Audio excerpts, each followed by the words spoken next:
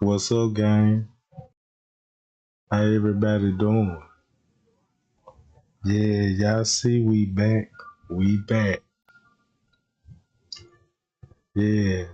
And check this out, gang. Shout out to everybody in the chat. You know what I'm talking about? Shout out to the Payard gang.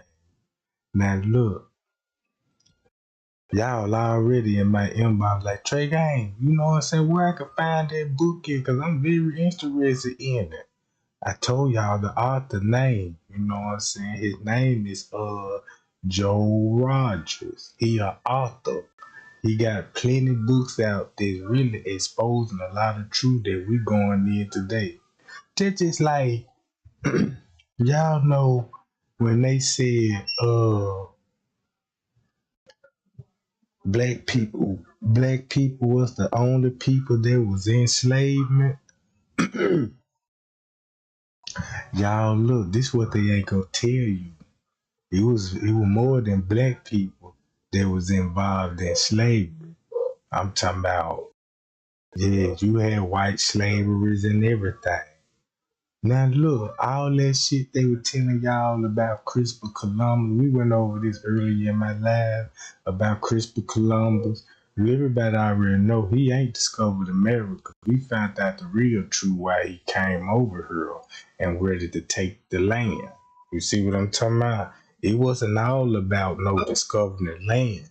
There was just a land for them to set up shop, take the land, cause this finna be the new world, right? So look, y'all hang out with me and y'all read some of this literature with me. I'm gonna mute my microphone.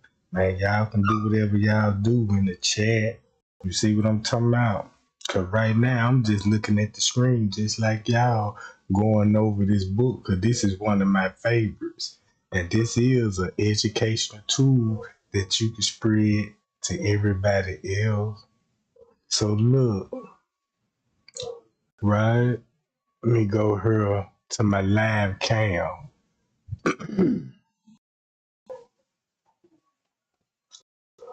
Hold on, gang. Give me 1 sec.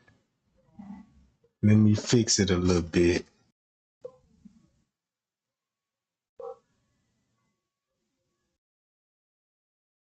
Let me bring it down a little bit. All right, y'all can see that now. All right. I know y'all can read this with me. All right. So look, the book is called Africa Gives to America. Was Africans the only slave? Let's find out what's going on, gang. Since a great many Americans of African ancestry are sensitive about slavery, and an equally great or greater number of Americans of European ancestry are proud that their ancestors once held the ancestors of the former as slaves, it might do well at this point to look into that. Whenever Africans are mentioned, they are usually associated with slavery, natural servitude, as Frobenius says. But what people can be mentioned that were not slaves at some period in their history? Jose Antonio Sacco, foremost authority on slavery, names about all of them in his 6-volume work, Historia de la Esclavitud desde los tiempos más remotos hasta nuestros días, History of Slavery from the Remotest Time to Our Day.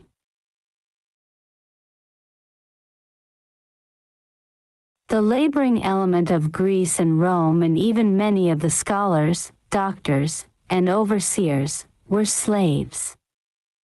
Later the Christian Church, itself, kept slaves, as Paul Allard shows in his Les Esclaves Chrétiens. St. Paul advised one slave, Onesimus, to return to his master and counseled slaves to be obedient to their owners. There is undoubted proof that as early as the 5th century AD white people were sold as slaves in Africa. Saint Jerome, 340–420, wrote, "Who would have believed that the daughters of that mighty city, Rome, would one day be wandering as servants and slaves on the shores of Egypt and Africa?" In fact, slave, itself, was first used for white people. It comes from Slav, a blonde, blue-eyed people, captured by the Germans and reduced to servitude. Slav originally meant people of glory. As Gibbon says in his Decline and Fall of the Roman Empire, from the Euxine to the Adriatic, in the state of captives or subjects, the Slavs overspread the land and their name was degraded from the signification of glory to that of servitude. When one encounters slave in the French language today, it means a female Slavic. The earlier name for those held in bondage was serf, from the Latin servus. Some trace it to Greek. In Russia, that was the name used. In 1861, 40 million of her serfs or slaves were freed, that is, only 4 years before the American Negroes. By all accounts, they were more debased and treated more barbarously than the American slaves. It happens, too, that while Europeans and white Americans were raiding Africa for slaves, Africans were raiding the coasts of Europe as far north as Sweden and Finland for slaves and had been doing so for centuries. The evidence on this is abundant and indisputable. For 400 years, 1400 to 1800, collections were taken up in the churches of Europe for ransom of these slaves. The Order Franc de Trinitaires was founded especially for this purpose. Salé, in Morocco, was the great slave market for these white captives. J. G. Jackson, writing in 1809, said, "They, the Moors, carry the Christian captives about the desert to the different markets to sell them, for they soon discover that their habits of life render them unserviceable, or very inferior to the black slaves from Timbuktu. After traveling 3 days to one market, 5 to another, nay, sometimes 14, they at length become objects of commercial speculation, and the itinerant Jew traders, who wander about Wedinun to sell their wares, find means to barter them for tobacco, salt, a cloth garment, or any other thing." Empire of Morocco, pages 272 to 81. Whole peoples with their household goods and cattle were carried away into slavery in ancient times. This scene is from the monuments of Nineveh. Frederick Moore says, "There can be no mistake about the records of history, which state that thousands of Christian slaves, many of them British, were sold in the great white market of Salé." Passing of Morocco, 133 to 34, 1908. Voltaire, who lived that time, tells in the 11th chapter of Candide of the color of the Moors, blacks and mulattoes, and of their capture and sale of white people. Mulai Ismail, Emperor of Morocco, an almost full-blooded black, had 10,000 white slaves to build his stables at Meknes and a regiment of whites born in captivity. Abbé Busnot, who went to see him on a mission sent by Louis XIV, describes his appearance and tells of the white slaves he saw. Other writers of that time as Pédon de Saint-Olan and Lempriere have done the same. As late as 1810, white Americans were captured on the high seas and sold at the great slave port of Salé, Morocco. Some were taken inland as far south as Timbuktu. After America won independence, she had to pay tribute to the North African powers, better known as the Barbary Pirates, to sail the North Atlantic. In 1785, 2 American ships were captured and their crew made prisoners. In October and November 1793, 119 Americans were captured. Wright, L.B. First Americans in North Africa, pages 23 to 24, 1945. In 1821, Commodore Decatur freed many Americans there. Ancient slavery. The Helvetians, a Germanic people, passed the Romans under the yoke after the Battle of Lake Leman, from the painting by Glayer.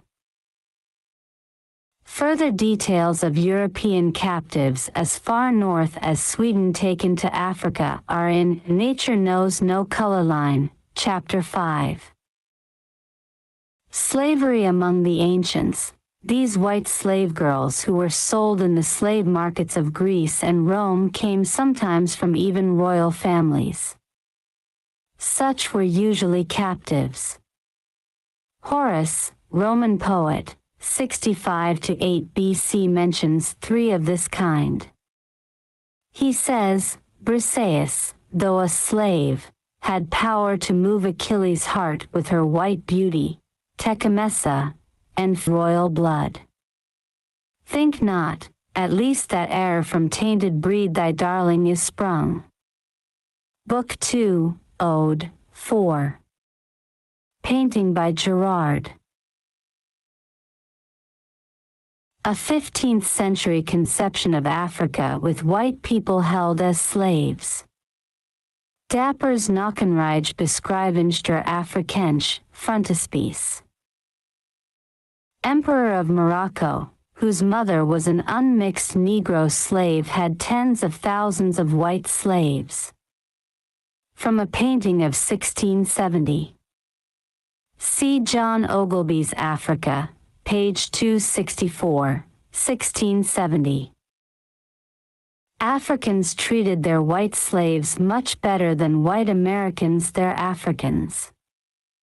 The meanest Christian slave on becoming a Mohammedan, says Blake, was free, and he and his descendants were eligible to the highest offices in the state. Acceptance of Christianity made no difference in the status of the African slave in America. General Eaton, American consul at Tunis, said in 1799, "Truth and justice demand from me the confession that the Christian slaves among the barbarians of Africa are treated with more humanity than the African slaves among the Christians of civilized America." Quoted by W. O. Blake, History of Slavery in Northern Africa, page 79, 1857. For centuries also and well into the last century, the Arabs, a Negroid people, had been raiding what is now Russia for white slaves, mostly women, the Circassians.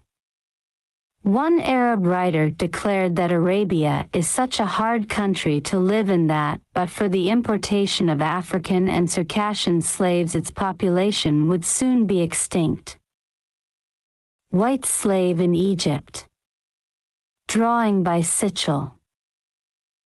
Slavery of whites in America. It happens, too, that the first slaves in what is now the United States were white Englishmen.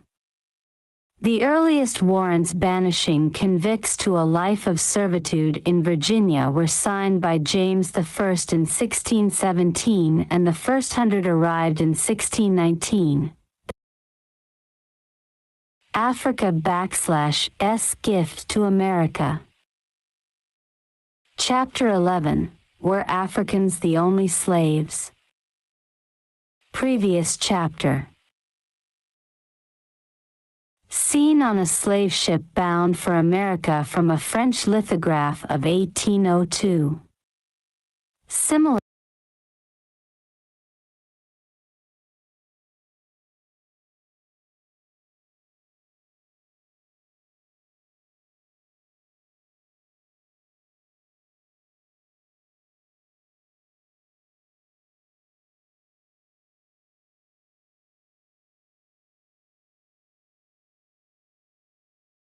Similar scenes existed on ships bringing white slaves from Europe a little earlier.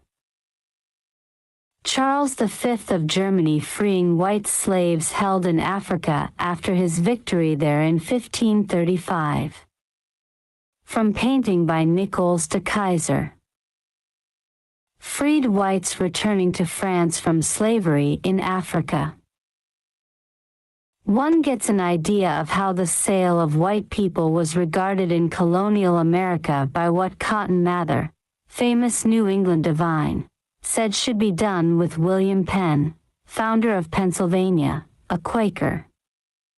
Mather called that faith, very horrible idolatry. Diary, Volume 1, page 572. Hearing that Penn, whom he called the chief scamp, was on the high seas with his settlers, he urged the authorities to send a ship to capture him. Make captive Penn and his ungodly crew, he urged, so that the Lord may be glorified. Much spoil can be had by selling the whole lot to Barbados, where slaves fetch high prices in rum and sugar. Act v. 1680, of the laws of Virginia, reads, "For the encouragement of trade and manufacture, it is provided that all goods, wares, English servants, Negroes and other slaves imported after September 29, 1681, shall be landed and laid on shore, bought and sold at appointed places and at no other places under penalty." They were advertised for sale along with Negroes. The Boston Newsletter, September 13, 1714, offers several Irish maidservants, 1 Irishman, good barber and wig maker, and 5 likely Negro boys. The New York Gazette, September 4th and 11th, 1732, offers Welshmen, Englishmen, Negroes, a Negro girl, and Cheshire cheese. Wall Street was then a slave market. A Philadelphia advertisement of 1728 reads, "Lately imported and to be sold cheap, a parcel of likely men and women servants." They were mostly German. European girl captured by Moorish sea captain. From Voltaire's Candide. Daughter of the Princess of Palestrina. Illustration by Bruna Shelley. Johann Buechner, one of those who came under these conditions, tells how men and women were stripped naked on board on arrival and examined like cattle by prospective buyers. He says that on the voyage the women slept indiscriminately among the men. So much the better if they became pregnant. They would fetch more. G. Mittelberger, who came to America in 1750, wrote, "Many parents must sell and trade away their children like so many head of cattle." He estimated that during the 4 years he was in Philadelphia, 25,000 of his compatriots were sold there. Children from 9 to 12 went for from $30 to $40, and over 18 from $60 to $69. William Eddy's in Letters from America, 1769 to 1777, tells how badly these white slaves were treated by their masters. In that of September 20, 1770, he compares their treatment with that of the Negro slaves, Negroes being a property for life. The death of slaves in the prime of youth and strength is a material loss to the proprietor. They are therefore under more comfortable circumstances than the miserable Europeans over whom the rigid planter exercises an inflexible severity. They are strained to the utmost to perform their allotted labor. Generally speaking, they groan beneath a worse than Egyptian bondage. White servants, says Bancroft, came to be a usual article of traffic. They were sold in England to be transported and in Virginia resold to the highest bidder. Like the Negroes, they were to be purchased on shipboard as men by horses at a fair. J. B. M. McMaster says, "They became in the eyes of the law a slave, and in both the civil and the criminal code were classed with the Negro and the Indian.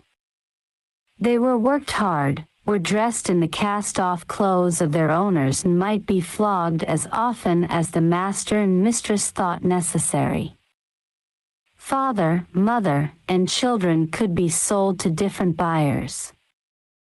Such remnants of cargoes as could not find purchasers within the time specified were bought in lots of 50 or more by speculators, known as soul drivers, who drove them through the country like so many cattle and sold them for what they would fetch." Acquisition of Political, Social, and Industrial Rights in America, pages 32 to 35. Some whites served under Negro slave overseers. White slaves who ran away were advertised for in the newspapers. If caught, they were branded with the letter R, runaway. Those who stole flour and meal given out for baking had their ears clipped. George Washington advertised for 2 white runaways. No wonder Moreau de Saint. Man, damn. I didn't know that. I didn't know goddamn it George Washington advertised for his 2 white slavery. So why they don't teach this stuff in school? You see what I'm saying, gang? I'm just going along and I'm just reading it because I'm infatuated with everything this book was telling. I mean, they got some of the wildest stories that it was. These people had a different way of living. They had a different way of. I'm talking about, gang. They were so civilized and so well advanced they time. You see what I'm talking about? These people well advanced in their times, right? So look, it was a reason why they came to start making movies about slave movies. Now look at Roots, right? That's your homeland where you really came from. You see what I'm talking about? That's where they got you from, and they were spreading, you know what I'm saying? And that shit spread out through Africa. But we wasn't the only one, though. Shit, you had black people who had white slaves, too. See, they ain't gonna teach you about how the slave, man, a black man on white female slave. Cause think about this. If you get caught pimping, right? If you catch a pimp charge, what charges they gonna give you? White slavery charges. You see what I'm talking about? Look up that word, and that's what they gonna give you if you get caught pimping. You know what I'm talking about? So really, when you think about slavery, when you think about a slave master got female slave, think about he pimping them too for the Johns and the Cons. You see what I'm talking about? Right? So I be thinking about that because I learned about the barn house. Y'all don't know nothing about the barn house when it comes to slavery. That's where they have big orgy parties. They'll lock slaves in the barns and let the Johns run and chase them behind them like you was a fighter or something. And you know what I'm talking about? They'll have you in the barn and the John would chase you around the barn until he get a hold of you. You see what I'm saying? It's a little game they used to play like that. They had little slave boys, turning them out, being gay with them, and sell them to they gay Johns. You see what I'm talking about? Man, I mean, it makes you think about life in general. But let me play some more of this game, and I'll be right back. Saint Mary, who spent 5 years in America, 1793 to 98, wrote as regards the sale of white people, "It is, therefore, not the goodness of the soil, nor the excellence of the laws which are responsible for the growth of the population of the United States, but the traffic in men from Europe." He estimated that in 1 year alone, 13,000 of these whites were sold at £10 sterling each, or a total of some $650,000. Voyage, etc. pages 321 to 22. There is a translation of this work by Kenneth Roberts. One reads of the horrors that Negroes suffered on slave ships from Africa, but eyewitness accounts of what white slaves suffered on their passage sound as awful.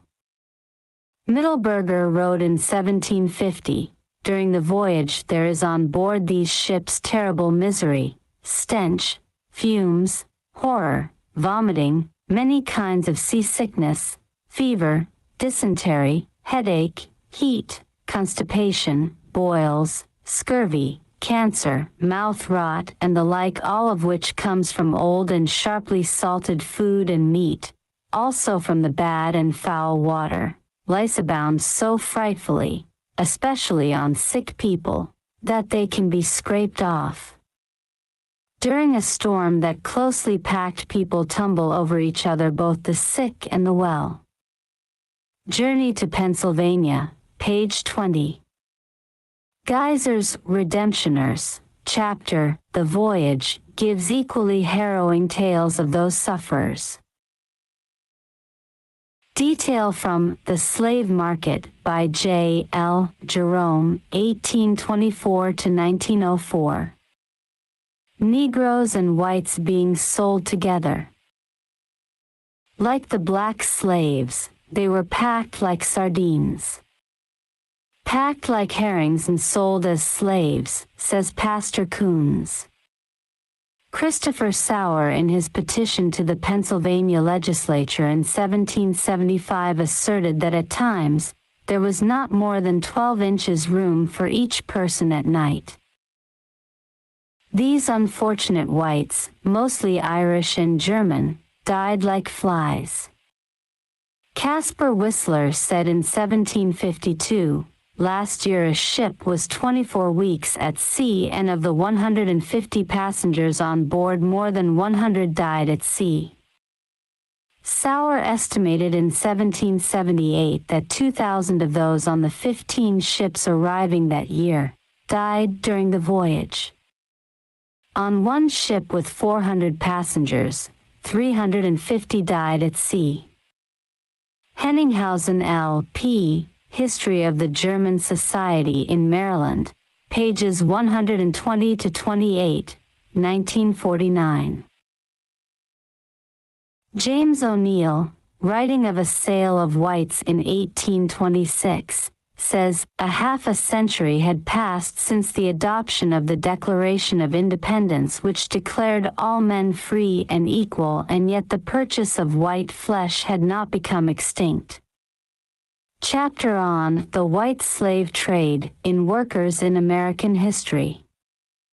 But the sale of white orphans continued in New York until as late as 1858. They were put up for sale in a church at $10 each. Congressman W. Jacobs, writing in 1859, quotes an advertisement of these children in the New York Journal of Commerce, May 6, 1858. One sale is described thus: the price of each slave was $10. The free church was then thrown open, the young females occupying the front seats in rows, some of them crying. Customers walked among the ranks with perfect coolness, examining their condition, one by one. As they found one suitable, they plaked the cash and carried off the piece.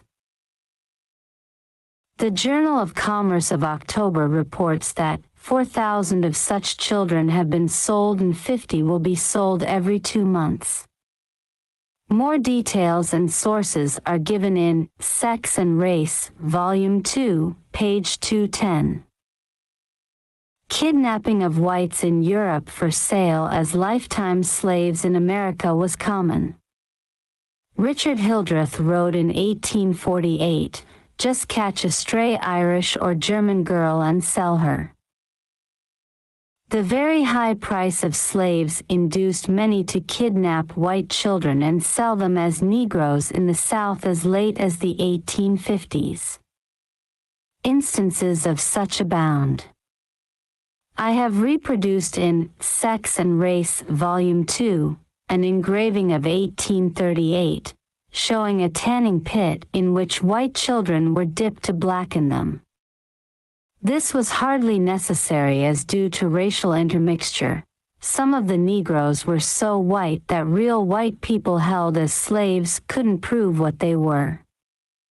The best known case is that of Sally Muller, German-born, whom the Supreme Court of Louisiana ruled was a Negro and was proved to be white only when her birth certificate was dug up in Alsace.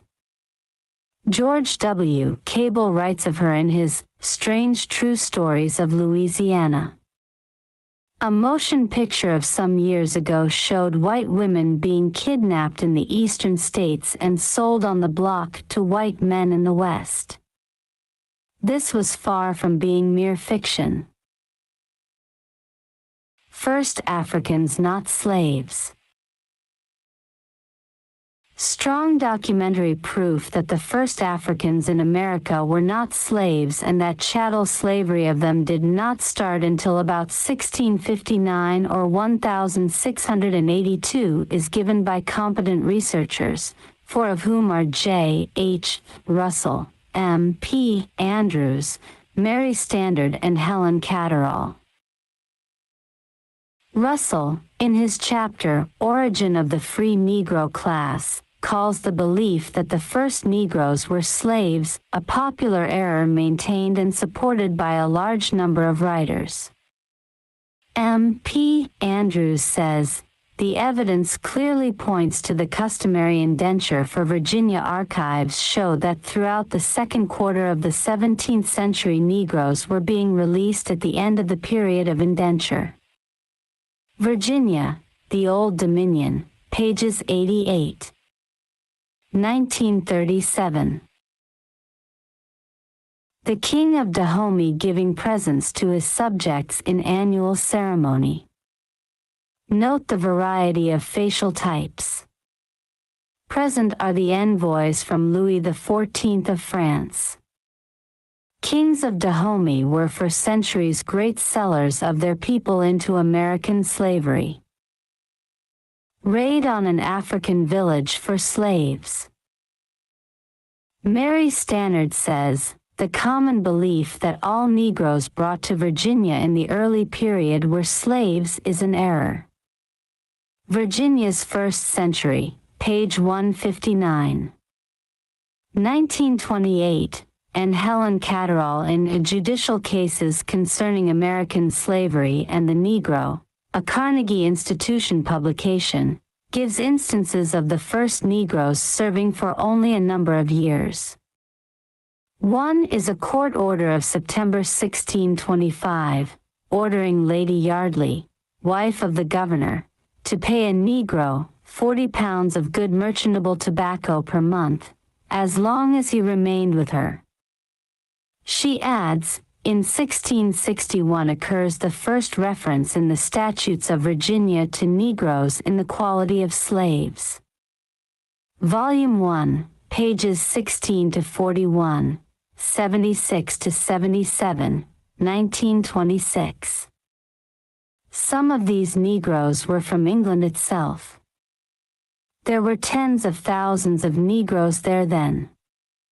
One such was Benjamin Lewis. Catterall names others. The slaves for life were white convicts shipped from Europe. There were no prisons in that part of Africa from which the blacks came. Hence there were no convicts among them. The word slavery was at that time loosely used, too. Argyll's proclamation of June 16, 1617, reads, goods to be sold for 25% and tobacco for 3 shillings per pound, and not under or over, penalty 3 years slavery to the colonies. Early Virginia Negroes bought white people. Finally, Negroes bought white people in America as early as the 1640s. The United States Guide to Virginia says, in the 17th century in Virginia, Negroes used to import white servants and received head rights to land. One of them, Richard Johnson, imported 2 white servants and received 100 acres of land on the Pungoteague River. In 1651 Johnson imported 11 and received 550 acres adjoining. About 1650, Benjamin Dole imported 6 and received 300 acres in Surrey County, while others did the same. Page 11, 1950. About 1650, when Johnson's house was destroyed by fire and he claimed that he and his wife were inhabitants of Virginia for 30 years, he was freed from county taxes. J. H. Russell, White, in his doctor's thesis, The Free Negro in Virginia, says, "Indeed, for more than 20 years after the Negroes first appear in the courts, there was no restriction upon their right to own white indentured servants." Page 91. E. S. Abdi, an English visitor to America in the 1830s, mentions two German families, who were bought by free Negroes, of which there is a fairly large number in Baltimore. Journal, etc. Volume 2, page 56, 1835. Also Henninghausen, L.P. German Society of Maryland, page 28, 1909. These first Africans were variously called Niger, from river Niger, Nigra, Neger, Ethiopian, Moor. Niger was pronounced not but nigger. Virginia, as we see in Henning's statutes, passed laws 5 times prohibiting the purchase of white people by free Negroes. Act 5, 1670, reads, "No Negro or Indian, though baptized and enjoying their own freedom, shall be capable of any such purchase of Christians, but yet not debarred from buying their own kind." By Christian was meant white. That a Negro was a Christian made no difference. Other such laws were Act V, 1680, Act 49, 11, 1705, Act 9, October 1748, and Chapter 67, 1792. That of 1748 included Jews. No Negro, mulatto, Indian, although Christian, or any Jew, Moor, or Mohammedan, shall purchase any Christian servant. Statutes of Louisiana, Section 13, March 20, 1818, makes the same provision. Whites so bought should be set free immediately. That these first Negroes could buy white people shows that in earliest America there was equal treatment for white and black according to class, that the first Virginians did not regard Negroes as a race of slaves, or that, as Thomas Carlyle, a great advocate of slavery, said, "God has put into every white man's hand a whip to flog the black." Discrimination came later. Why? There were at least 2 causes: the indispensability of the Negro and the humane attitude of some of the white colonists. And later, as the opposition of these latter, the abolitionists, grew, so tightened the laws to hold the Negro down. This, too, was the reason for using the Bible to prove that the blacks, sons of Ham, were cursed by God and doomed to eternal servitude to whites, sons of Japhet. Biblical argument was then the most powerful that could be used to alienate sympathy from any one group, white or black, as Jews and Catholics. In the case of the blacks, here was a spectacle of the masters belittling and reviling their most useful and prized possession, a thing they wouldn't have done to a prize bull or horse. The slave trade not a racial issue. It is clear that the enslavement of Africans did not start as a racial issue. The great need then was for human beings to develop a new world, and Africa had an unused reservoir of them. Had the Africans been white, instead, it would have made no difference, as we see from the captive whites of Europe, also shipped to the Americas. In fact, it was rather a religious issue. Chief Justice York, in restoring Negro slavery in England itself, in 1749, ruled that Africans and Indians were pagan and therefore bondsmen of Satan. Thus it was right for Christians, who were servants of God, to enslave them. There was also the belief that by taking them out of Africa, they were being saved from eternal punishment in hell. Very pious Peter Faneuil, the richest American slave merchant, thanked God he was the instrument of bringing so many heathen into the light of the gospel. Man, I'm gonna tell y'all something. This shit here is real educational. Cause keep this in mind. Y'all see how the Slave Act came. What's that bill they called the Estimation Act when Abraham Lincoln was the president? Now think about that, right? Think about the Exclamation Act, as I'm pronouncing it right. You know, it's exclamation. I don't know how to pronounce it right, but y'all know what I'm saying. Now you got the dates on her. They letting y'all know what time it is. You see what I'm talking about? See, Hollywood gonna make a movie and say, yeah, the blacks was enslaved while the white man had the whip. Boom, boom, boom. You know what I'm talking about? And all this, right? But that's not the case, because they ain't want to show y'all, you know what I'm saying, what was really going on in the world. You know what I'm talking about? So all this was going on around the whole world, really. Europe, you know what I'm talking about? America, Africa, you know what I'm talking about? So look, check this out, gang. Don't it make you really think like it really make you think about the slave trade a little different, right? Because keep this in mind, it's the reason why they don't show you no slave boats. Never found a slave boat, none of that. Ain't that strange?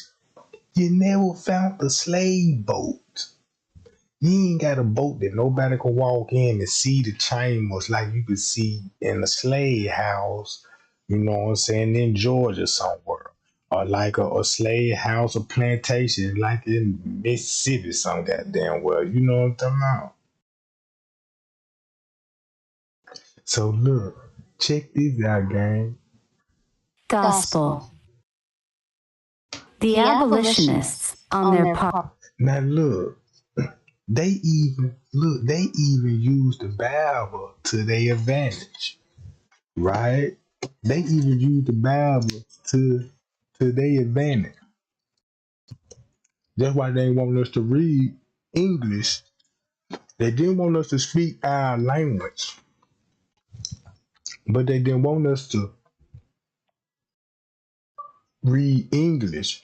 We could talk English, but they didn't want us to be educated with the language English. You know what I'm talking about?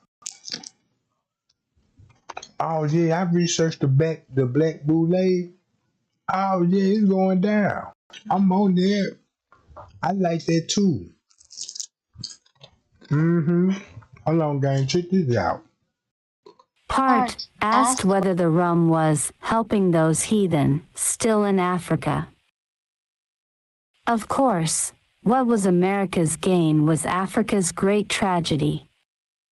The millions taken from her for 420 years, 1440 to 1860, estimated by some at 50 millions, set her back tremendously. And that was not all. Millions more were killed in slave raids. But it was a cruel age, an age when white Christians, in their excessive zeal, did not hesitate to inflict the most horrible barbarities on their fellow whites to enforce the Word of God. In Puritan Massachusetts, the penalty for denying the Word of God was death. Habitual non-churchgoers had their ears nailed to the church door.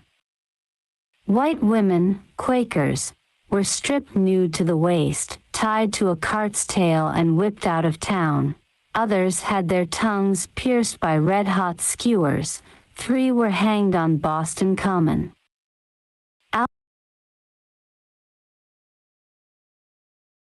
Man, all this was going on in the church right now. If this shit was going on in the church right now, I bet y'all ain't gonna go there, motherfucker. Yeah, you wake up Sunday, be like, yeah, come on, you ready to go to church? Hell no, bitch, I was bad all week.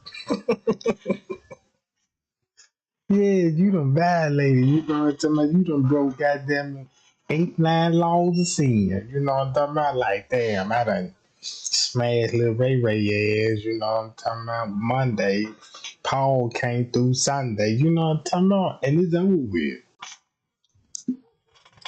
Man, I'd be scared to go to church. Like, damn, this how they break them off in that jump back in those days? Just imagine when that day come. That you might well say that's judgment, cause they taking care of business in that motherfucker. You know what I'm talking about? So look, check this out, gang. Albert Bushnell Hart gives a list of these tortures practiced by the witches were hanged. With white people treating other whites like that, what could be expected for Negroes and Indians? There were whites like John Woolman and Judge Sewell, who were deeply touched by their plight and fought for them.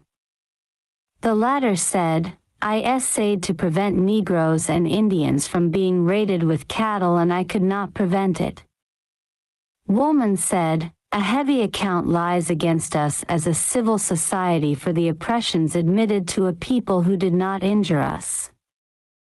The fact is that Negroes were better treated than poor whites since they were property.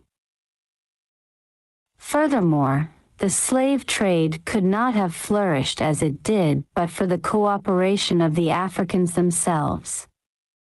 They were as eager to sell as the whites to buy. Stronger chiefs made war on the people of weaker ones for captives. Some grew very rich and lived in great luxury. A bound African, coat of arms of Sir John Hawkins, 1532 to 1595, father of the modern slave trade. Two of the most notorious, Norbert de Souza and John Ormond, were mulattoes with Christian rearing.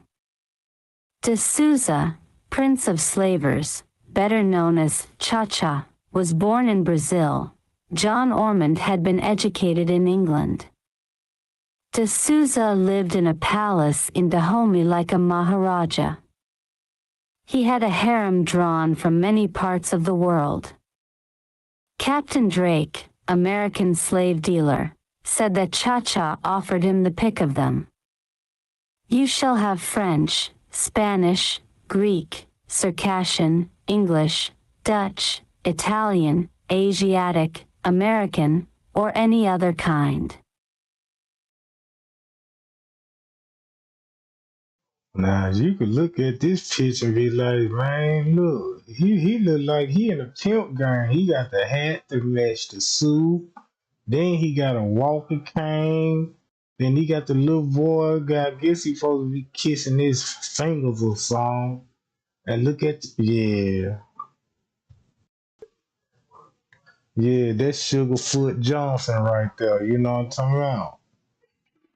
Pimping like a motherfucker. Y'all see that shit? Ain't really much done changed.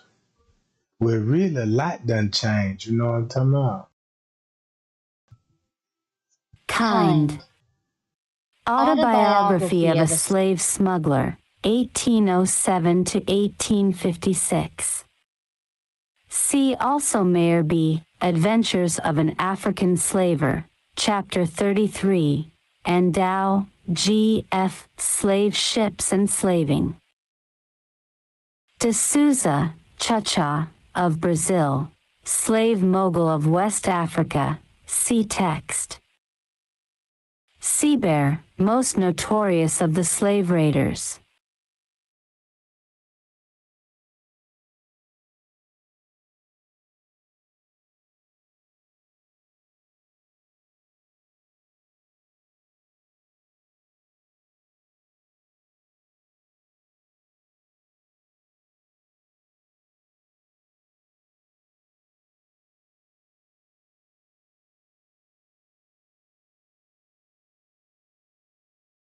I ain't gonna lie, he looked notorious. He looked exactly what they call his ass. You know what I'm talking about? CD, goddammit. Most notorious troll. And look at the foots. And he got a gun. Man, that's a long ass gun. Shit. Know what I'm talking about? Now here go when they taking care of business, man. Look how they. Damn.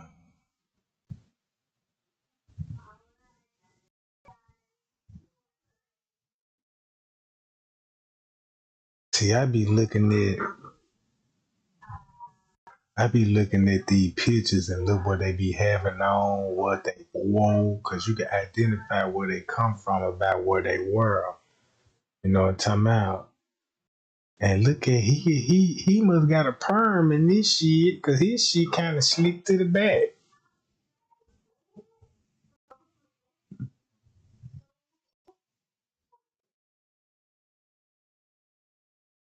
Damn. Towing away the dead executed after a revolt in Senegal. French sarcasm on the handiwork of civilization in Africa. L. Illustration, Paris, April 2, 1891. Seems far more horrible than this occurred during the centuries of the slave trade to America, which lasted until the 1860s. This work of civilization in Africa. Revolt against the French in Senegal. Illustration, Paris, April 2, 1891. Scenes like this occurred in Kenya during the recent Mau Mau revolt. On this side of the Atlantic was Zephaniah Kingsley, 1765 to 1843, of Florida with his East African Negro wife, Madagine Jai. Both made an immense fortune from smuggling slaves. Kingsley, who was related to Whistler's mother, was not only the richest man in Florida, but one of the richest in America and a powerful political figure. His ships brought in many thousands of Negroes bought at $25 each in Africa and sold in America and the West Indies for $1,500. Once when U.S. Coast Guards captured 350 contraband blacks on Kingsley's ships, the government, not knowing what to do with them, turned them back to him. Florida Historical Quarterly, Volume 23, Number 3, page 157, 1944-5, Course D. Key to the Sea Islands, page 115, 1931. Kingsley Z. Treatise on Slavery, 1829. And N.Y. Times, August 6, 1950. Negro masters in the South weren't any kinder to their slaves than were the whites. Some had the reputation of being worse. They fought with the Confederacy to hold them and were bitter at their loss. When William Lloyd Garrison felicitated a Negro slaveholder in Charleston, South Carolina, over the emancipation, he replied, "What me happy at the freeing of me niggers." Had the people of Africa been white and as poorly armed as the black then were, they would have been seized as slaves just the same. As we said, they were kidnapped by thousands in Europe and sold in America, a practice that continued in spite of the death penalty, after England restricted the exportation of white servants in order to counter the growing objections to the convicts she was sending. Slavery was a cruel apprenticeship for all peoples in all ages. It was for the impoverished white immigrants to America and even more so for the African, since his difference in color permitted him to be set aside for continued exploitation even after his emancipation. Incidentally, A very good reason why the slavery of the African succeeded and that of the Indian did so poorly was that the Indian was on his own soil with his people about him. The African wasn't. Brought from lands as far east as Madagascar, he found himself isolated in a land to which he was a total stranger and among people of whose language he was utterly ignorant. Even other Africans on a plantation might be total strangers to him in ways and language. He had, therefore, almost no choice but to adapt himself to the new life forced on him. Furthermore, the masters, while keeping him illiterate, took care to pour into his mind such Christian doctrine and promise of the hereafter that would make him submissive. Slavery of the African in South Africa had succeeded only because the slaves had been brought from distant parts, even as far as Malaya. Native South Africans as the Zulus and Basutos fought the Europeans even more fiercely than the Indians did American whites. In short, slavery of itself was no disgrace to anyone, white or black. It is no more a disgrace than it is to hand over your money to an armed robber, or to pay ransom to a kidnapper. And when the descendants of such a violated individual or group are considered debased because their forefathers were so treated, that sums up to the last word in idiotic thinking. Moreover, some of the greatest white men were once slaves. Plato was slave to Anaxagoras, Epictetus to Epaphroditus, Captain John Smith, real founder of Virginia, was a slave in Africa, and so was Cervantes, author of the immortal Don Quixote.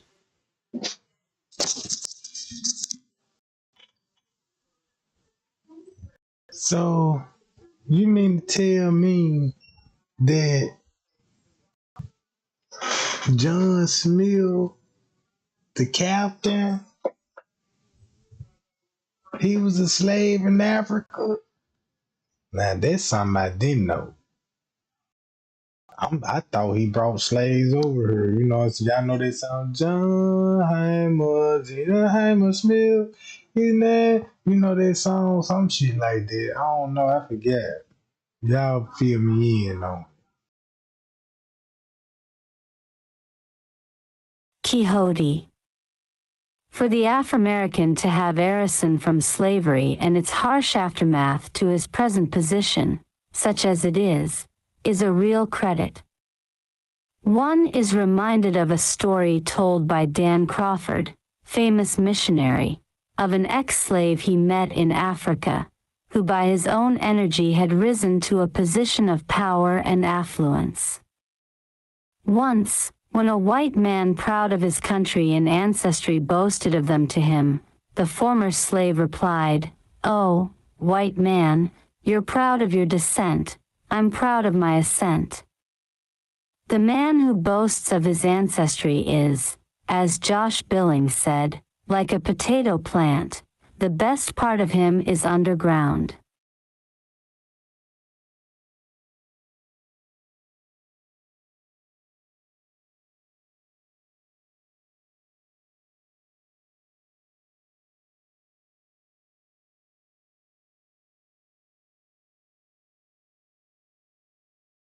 Popular history starts the Negro in the United States in Popular history starts the Negro in the United States in 1619. In 1919 there was a tercentenary observance of it at Jamestown. But this date, based on a letter by John Rolfe to Sir Edwin Sandys, is 107 years too late. Negroes first came with the Spaniards, who were the real founders of the United States. The first of them was Ponce de Leon, who landed in Florida, Easter Sunday, 1512. There seems to be no record of the number of persons in his expedition or of their ethnic origin. But Salvador Brau does mention one Negro, Pedro Mexia, he says was a mulatto and one of the companions of Ponce de Leon. However, it is safe to assume that there were other Negroes in that expedition, as there is abundant evidence of their being with later Spanish explorers as de Aviles, 1523, Hernando de Soto, Narvaez, D'Elon, Coronado, Tristan de Luna, and Menendez.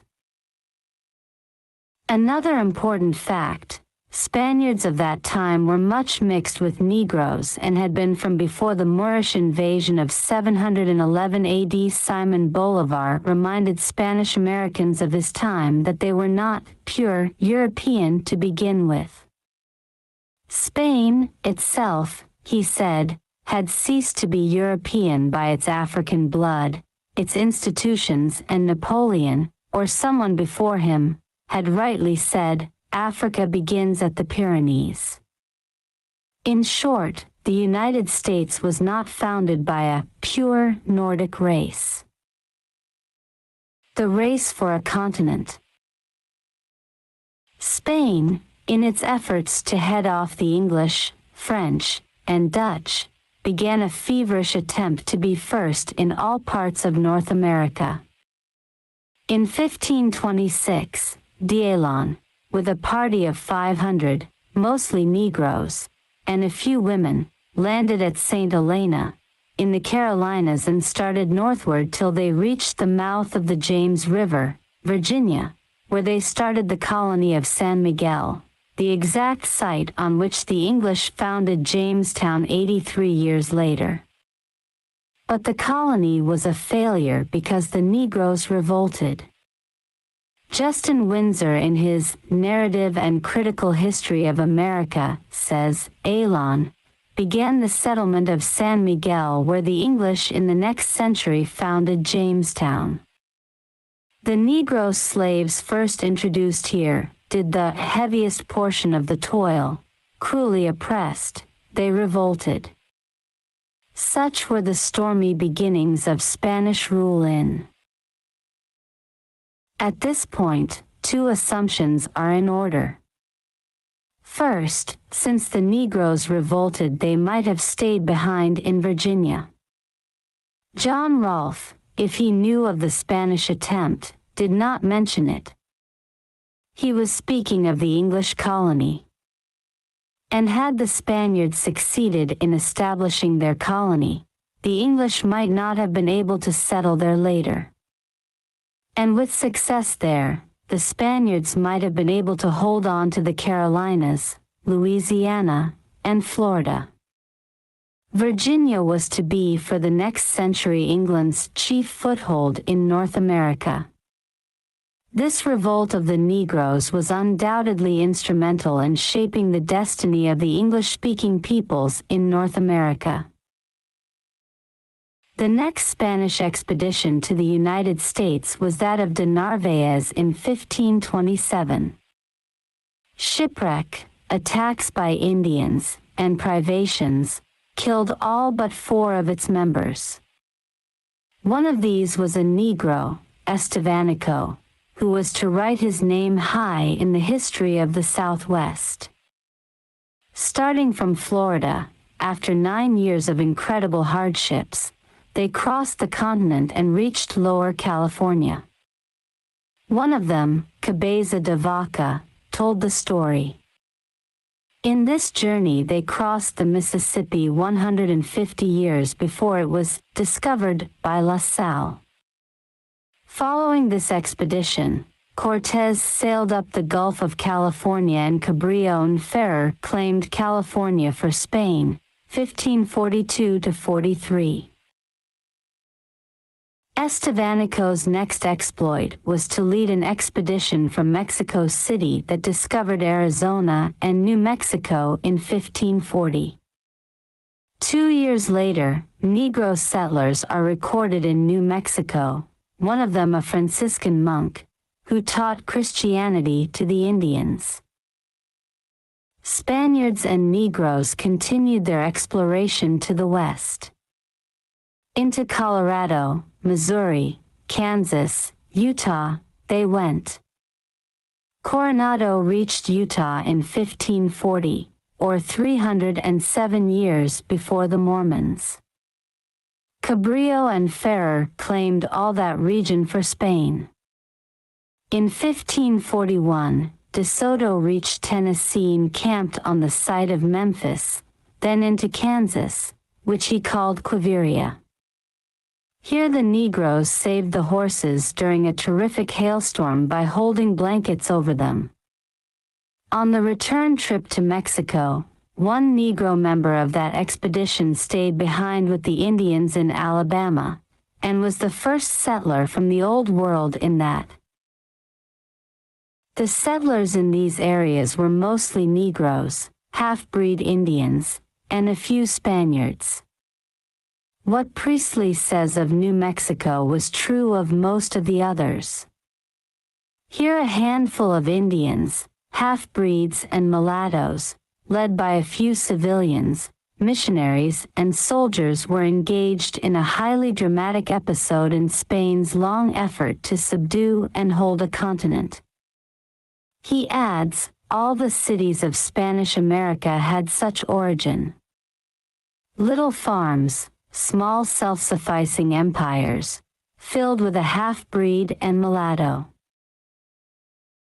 In 1565, when Menendez started the building of St. Augustine, Negroes did most of the hard work, the Indians being unfit or unwilling for it.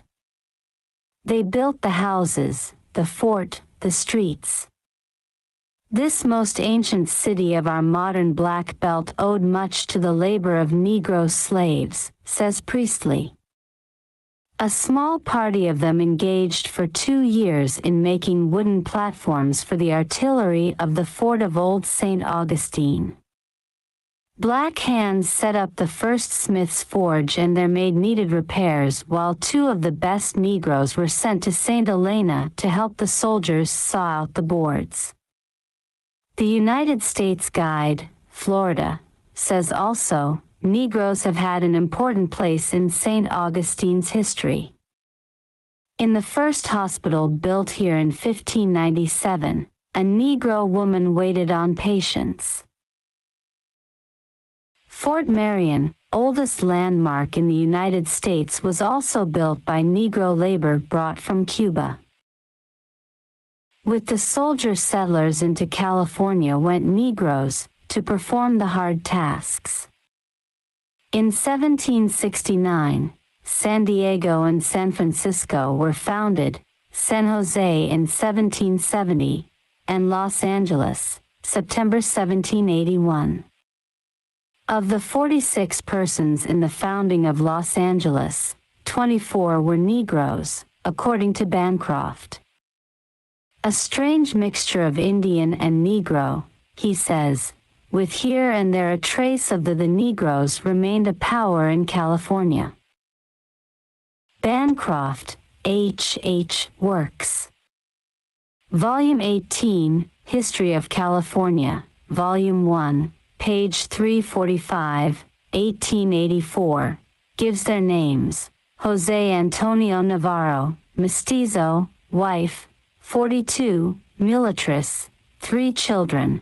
Basilio Rosas, Indian, 68, wife mulatress, 6 children. Antonio Mesa, Negro, 38, wife, mulatress, 2 children. Manuel Camero, mulatto, 30, Spanish and Negro. Luis Quintero, Negro, 55, wife, mulatress, 5 children. Jose Morano, mulatto, 22, wife, mulatress, and very likely also, Antonio Miranda, Spanish and Negro. Other sources of Negroes with the Spaniards are Narrative of Cabeza de Vaca, reprinted 1922, Negro Companions of the Spanish Explorers, American Anthropologist, N. S. 4, 217-228. 1902, Hodge, F. W. Spanish Explorers in the U.S., page 333. 1925, Colonial Records of Florida No. 5, Volume 2, page 323, Hosmer, J. K., Short History of the Mississippi Valley, pages 25 to 27.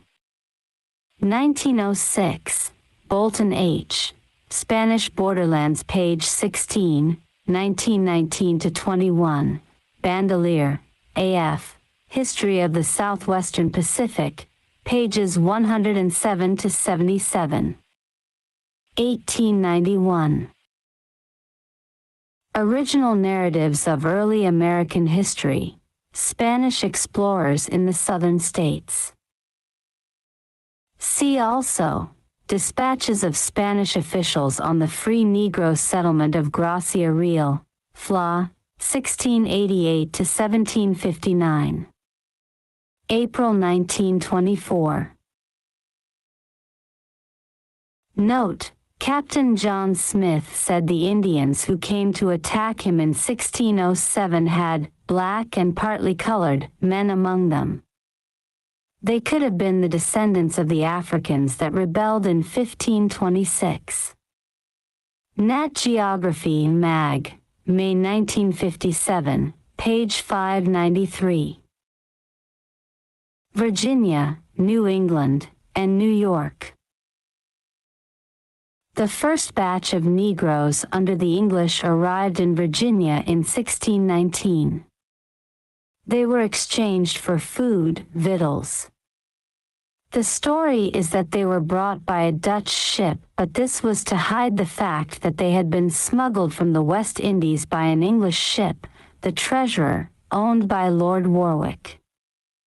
This was resented by the Spaniards, the Dutch, and the French, from whom the English had been stealing Africans.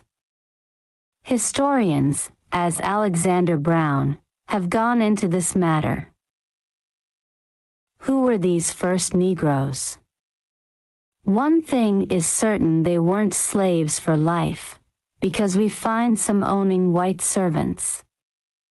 It is likely they were refugees from the Spanish colonies and had gone on board or were inveigled on the Treasurer.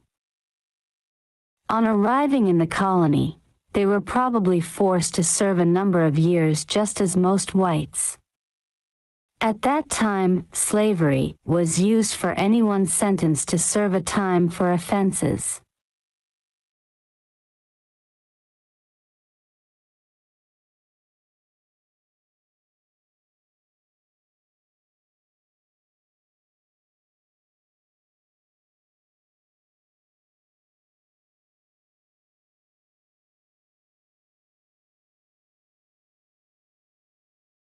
Africa / S Gift to America. Chapter 12, Coming of the Africans. Earlier ones by states. Previous chapter. Jump to chapter. Next chapter. Coming of the Africans. Negroes reached New England soon after the arrival of the Pilgrim Fathers.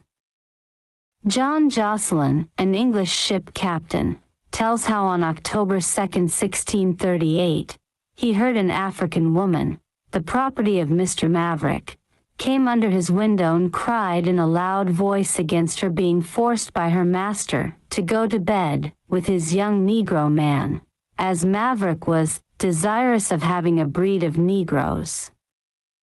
It appears she was a queen in her own country and didn't want to bed with one of inferior.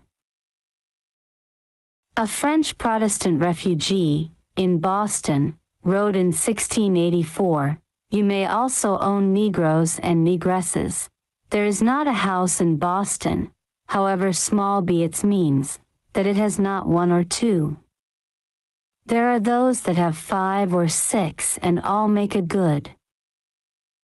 The New England slave merchants used to bring home those of their cargoes that the West India and Southern planters would not take and sell them at reduced prices. In 1770, New England had 16,034 Negroes, with Boston having the largest number. Whites and blacks worked in the New England fields together.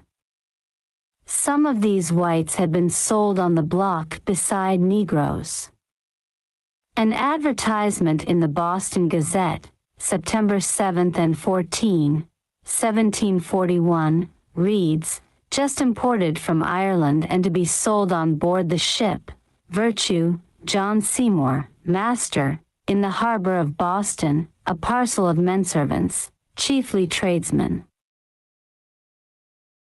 There are several noted Negroes of whom we shall hear later, among them Jethro, who saved the Plymouth colony from massacre during King Philip's War, on July 11, 1676, Lucy Terry, first Negro poet, and one of America's earliest, whose description of the massacre of the people of Deerfield, Massachusetts is said to be the most vivid account of that affair extant, and one Zymus, an African slave of Reverend Cotton Mather, who gave information that checked smallpox, the worst evil of that time, 1721, and had a great effect not only in America but in England.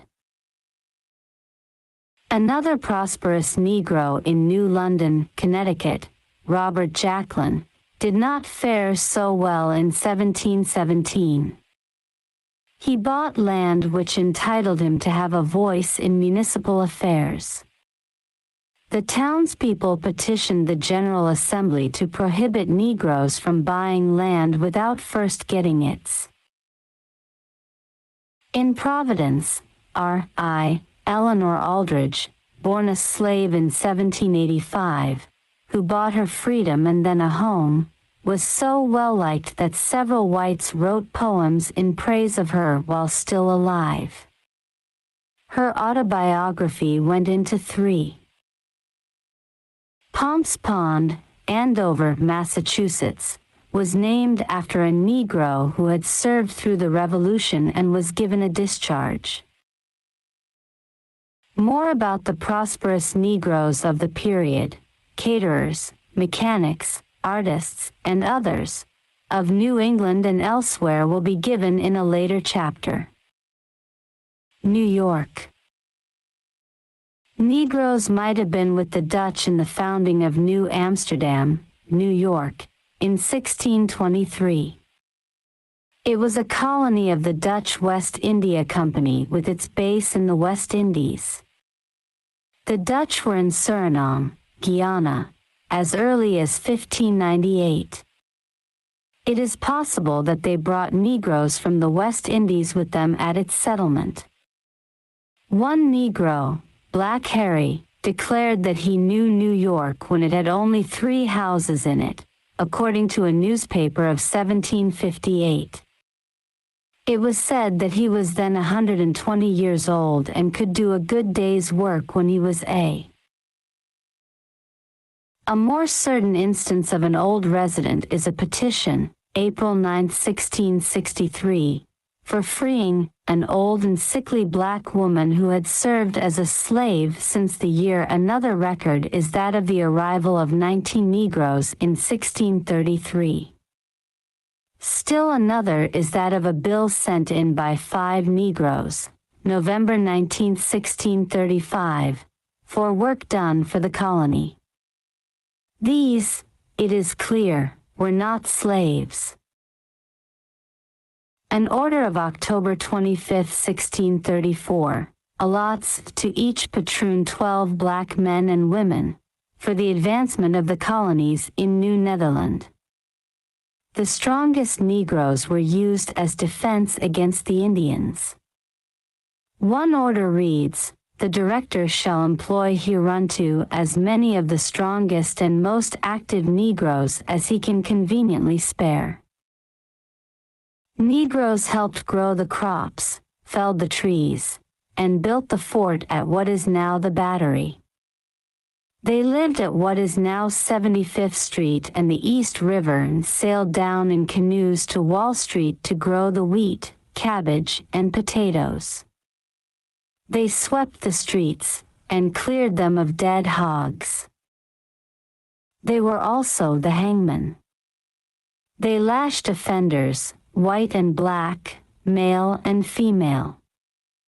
1 Peter sent in his bill for whipping 2 Dutchmen, January 31, 1662, for stealing cabbages.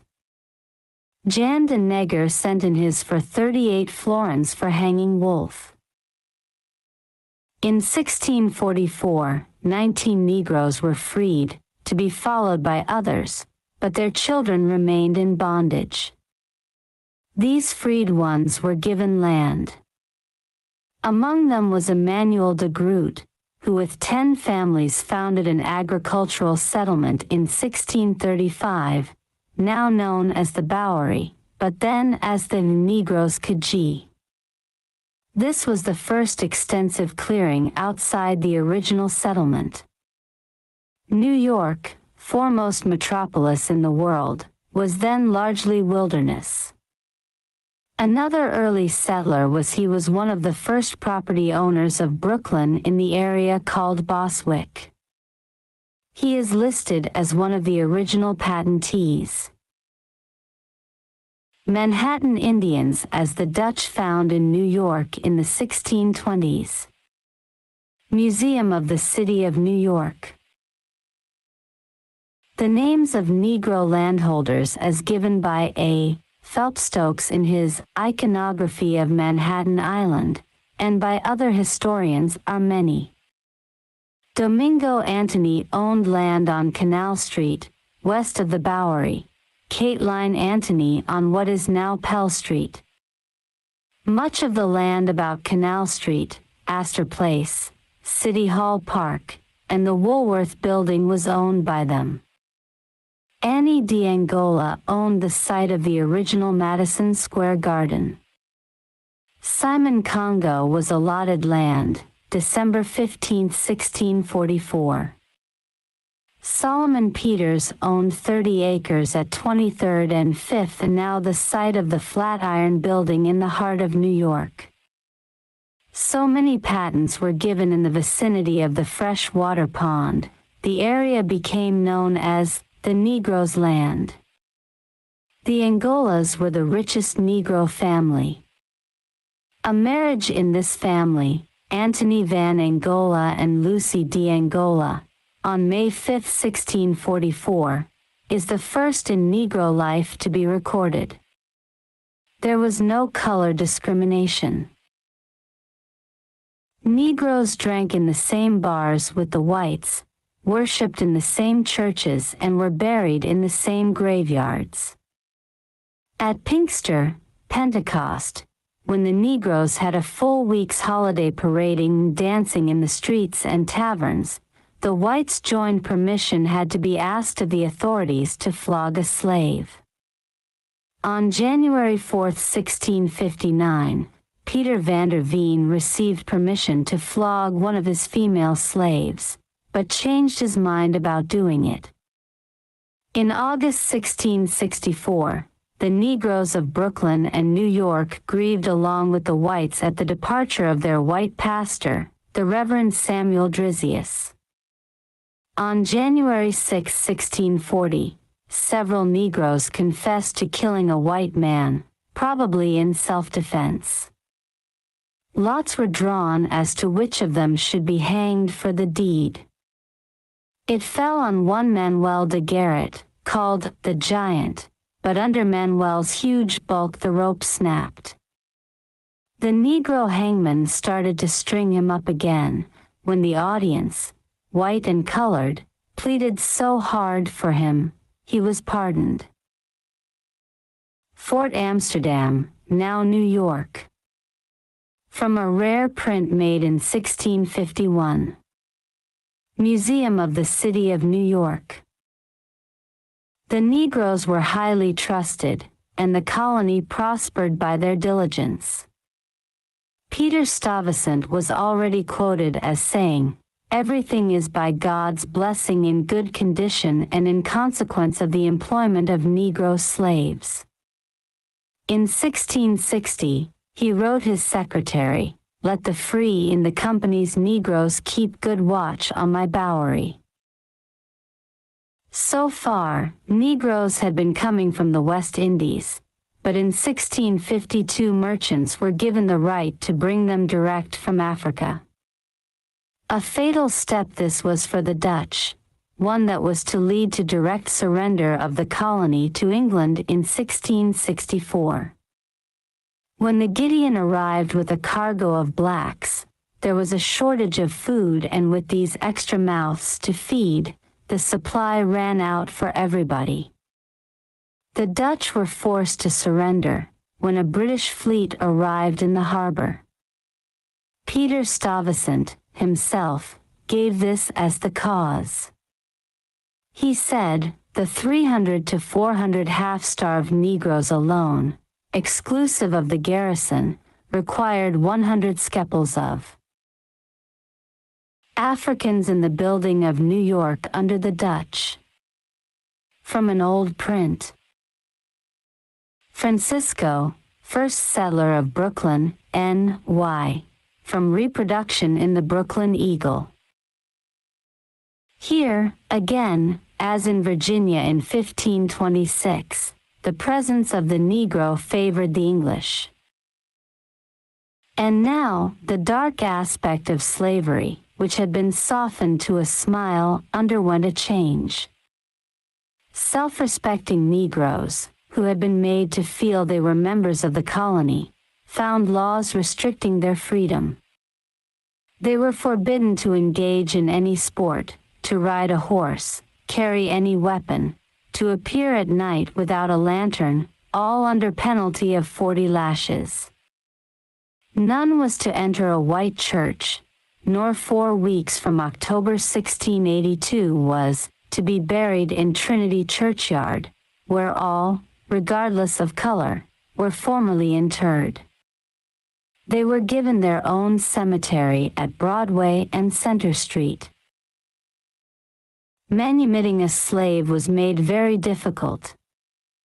It was ordered, no Negro, Indian, or mulatto, that shall hereafter be made free, shall enjoy, hold or possess any houses, lands, tenements, hereditaments within this colony, but the same shall escheat to her Majesty, her heirs and successors. Anyone who freed a slave was required to pay the slave £20 a year during the slaves. The reason was, the free Negroes of this colony are an idle, slothful people and prove very often a charge on the place where they are. Edward Thompson, a naval officer, wrote at that time, the laborious people in general are Guinea Negroes who lie under particular restraint from the attempts they have made to massacre the inhabitants for their liberty.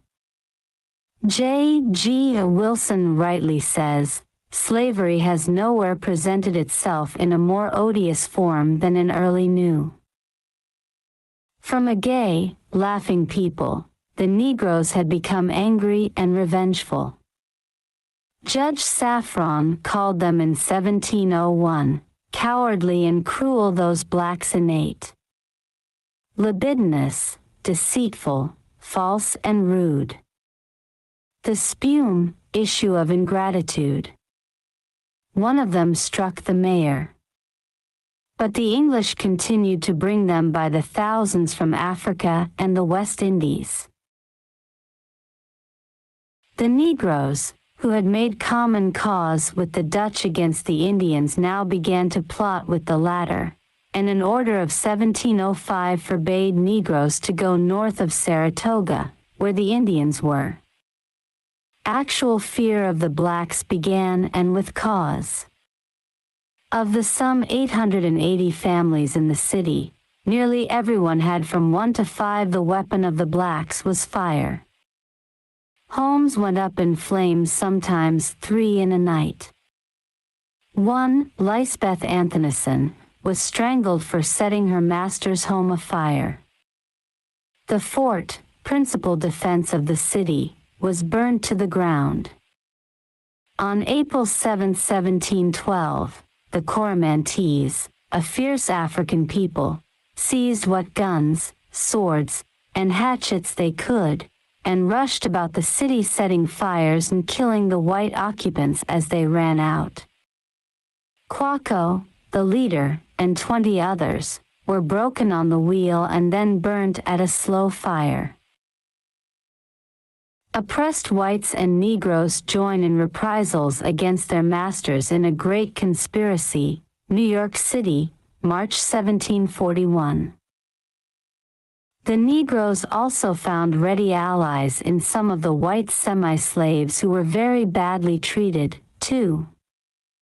The latter were also sold on the block at the slave market in Wall Street. The white masters were kept in constant fear. Then, in 1741, came the discovery of the Great Negro to set the whole city afire and massacre the whites. 4 white plotters were hanged, 14 Negroes burnt alive, 18 hanged, and 71 shipped to the West Indies. The city, thankful for its narrow escape, proclaimed September 24th that year as a day of Thanksgiving. The great efficiency of the New York Fire Department started then. The firing of homes continued. The next year, Tom, a slave, caught setting fires, confessed another plot to burn the city, and was burnt alive. In 1775 came another big plot, this time aided by the Indians. Orders were given to shoot any Negro or Indian out at night, on sight. Possession of any arms meant death. In the militia they could serve only as drummers. Burning alive of Quaco, leader of a plot against slavery, in New York in 1741. Soldiers are keeping back the crowd. A notable exception to this treatment was Dr. Lucas Santomé of the rich Peters family, and the first Negro physician in the United States. Already a big landowner under the Dutch, he was allotted more acres for his services by Governor Nichols, October 18th. Unable to keep them in check, the authorities started to Christianize and educate incoming blacks, especially the fierce Coromantees. The first school for them was founded September 15, 1760. But the resentment of the blacks continued, and when the British troops arrived during the first days of the Revolution, they went over to them in thousands. The British offered them freedom and kept their word. At the end of the war they took them to Nova Scotia and settled them there. Incidentally, the British later had to pay indemnity to their American owners. But some did side with the Americans, foremost among them one of the richest and most influential New Yorkers, Samuel Francis, later called Sam Frances, a West Indian Negro, who was thanked by Congress for his services in the Revolution and of whom more will be said. Another was Mary Simpson, who is credited with being the first to celebrate Washington's birthday publicly. She had a little store in the Wall Street district, where she sold milk, butter, eggs, and homemade cakes and pies. Washington used to pass her place daily. On his birthdays she would bake a cake, the Washington cake, put his picture in her window and invite the neighborhood to join in the Notes. Genesis of the United States. Negroes were with the first French pioneers in Louisiana and Florida. In 1580, 2 with them were killed in a skirmish at San Mateo, Florida, one of whom fought very well. They were with La Salle in 1682 when he claimed Louisiana for France. In 1712, Louis XIV granted to Anthony Crozet the right to send 1 ship annually to Guinea for slaves. In 1719, 250 were landed and thereafter came in numbers. They were at the founding of New Orleans in 1718 and accompanied the voyagers in the exploration of the Louisiana Territory, which extended from the Gulf of Mexico to the Great Lakes and westward to the Rockies, and was 880,000 square miles in extent. Of the early Negroes, the most historically significant is Jean-Baptiste Point de leaving Haiti at a time when France's ambition was to occupy the basin of the Mississippi and to make that together with Louisiana and Canada one vast empire. He landed in Louisiana and made the long trek to the borders of Lake Michigan, where he started trading with the Indians and later built the first house on the site of what is now Chicago. In 1778, he laid out a considerable estate and married an Indian woman by whom he had 2 children. He is in reality the founder of what is now America's second largest city. Of his ancestry there is no doubt. The Indians said the first white man who settled here was a Negro. A model of his cabin was featured in the city's International Exposition of 1932. A tablet erected by the Daughters of the American Revolution reads, "Site of first house erected about 1778 by Jean-Baptiste Point de Sable, a Negro from Santo Domingo, Haiti's first name." R.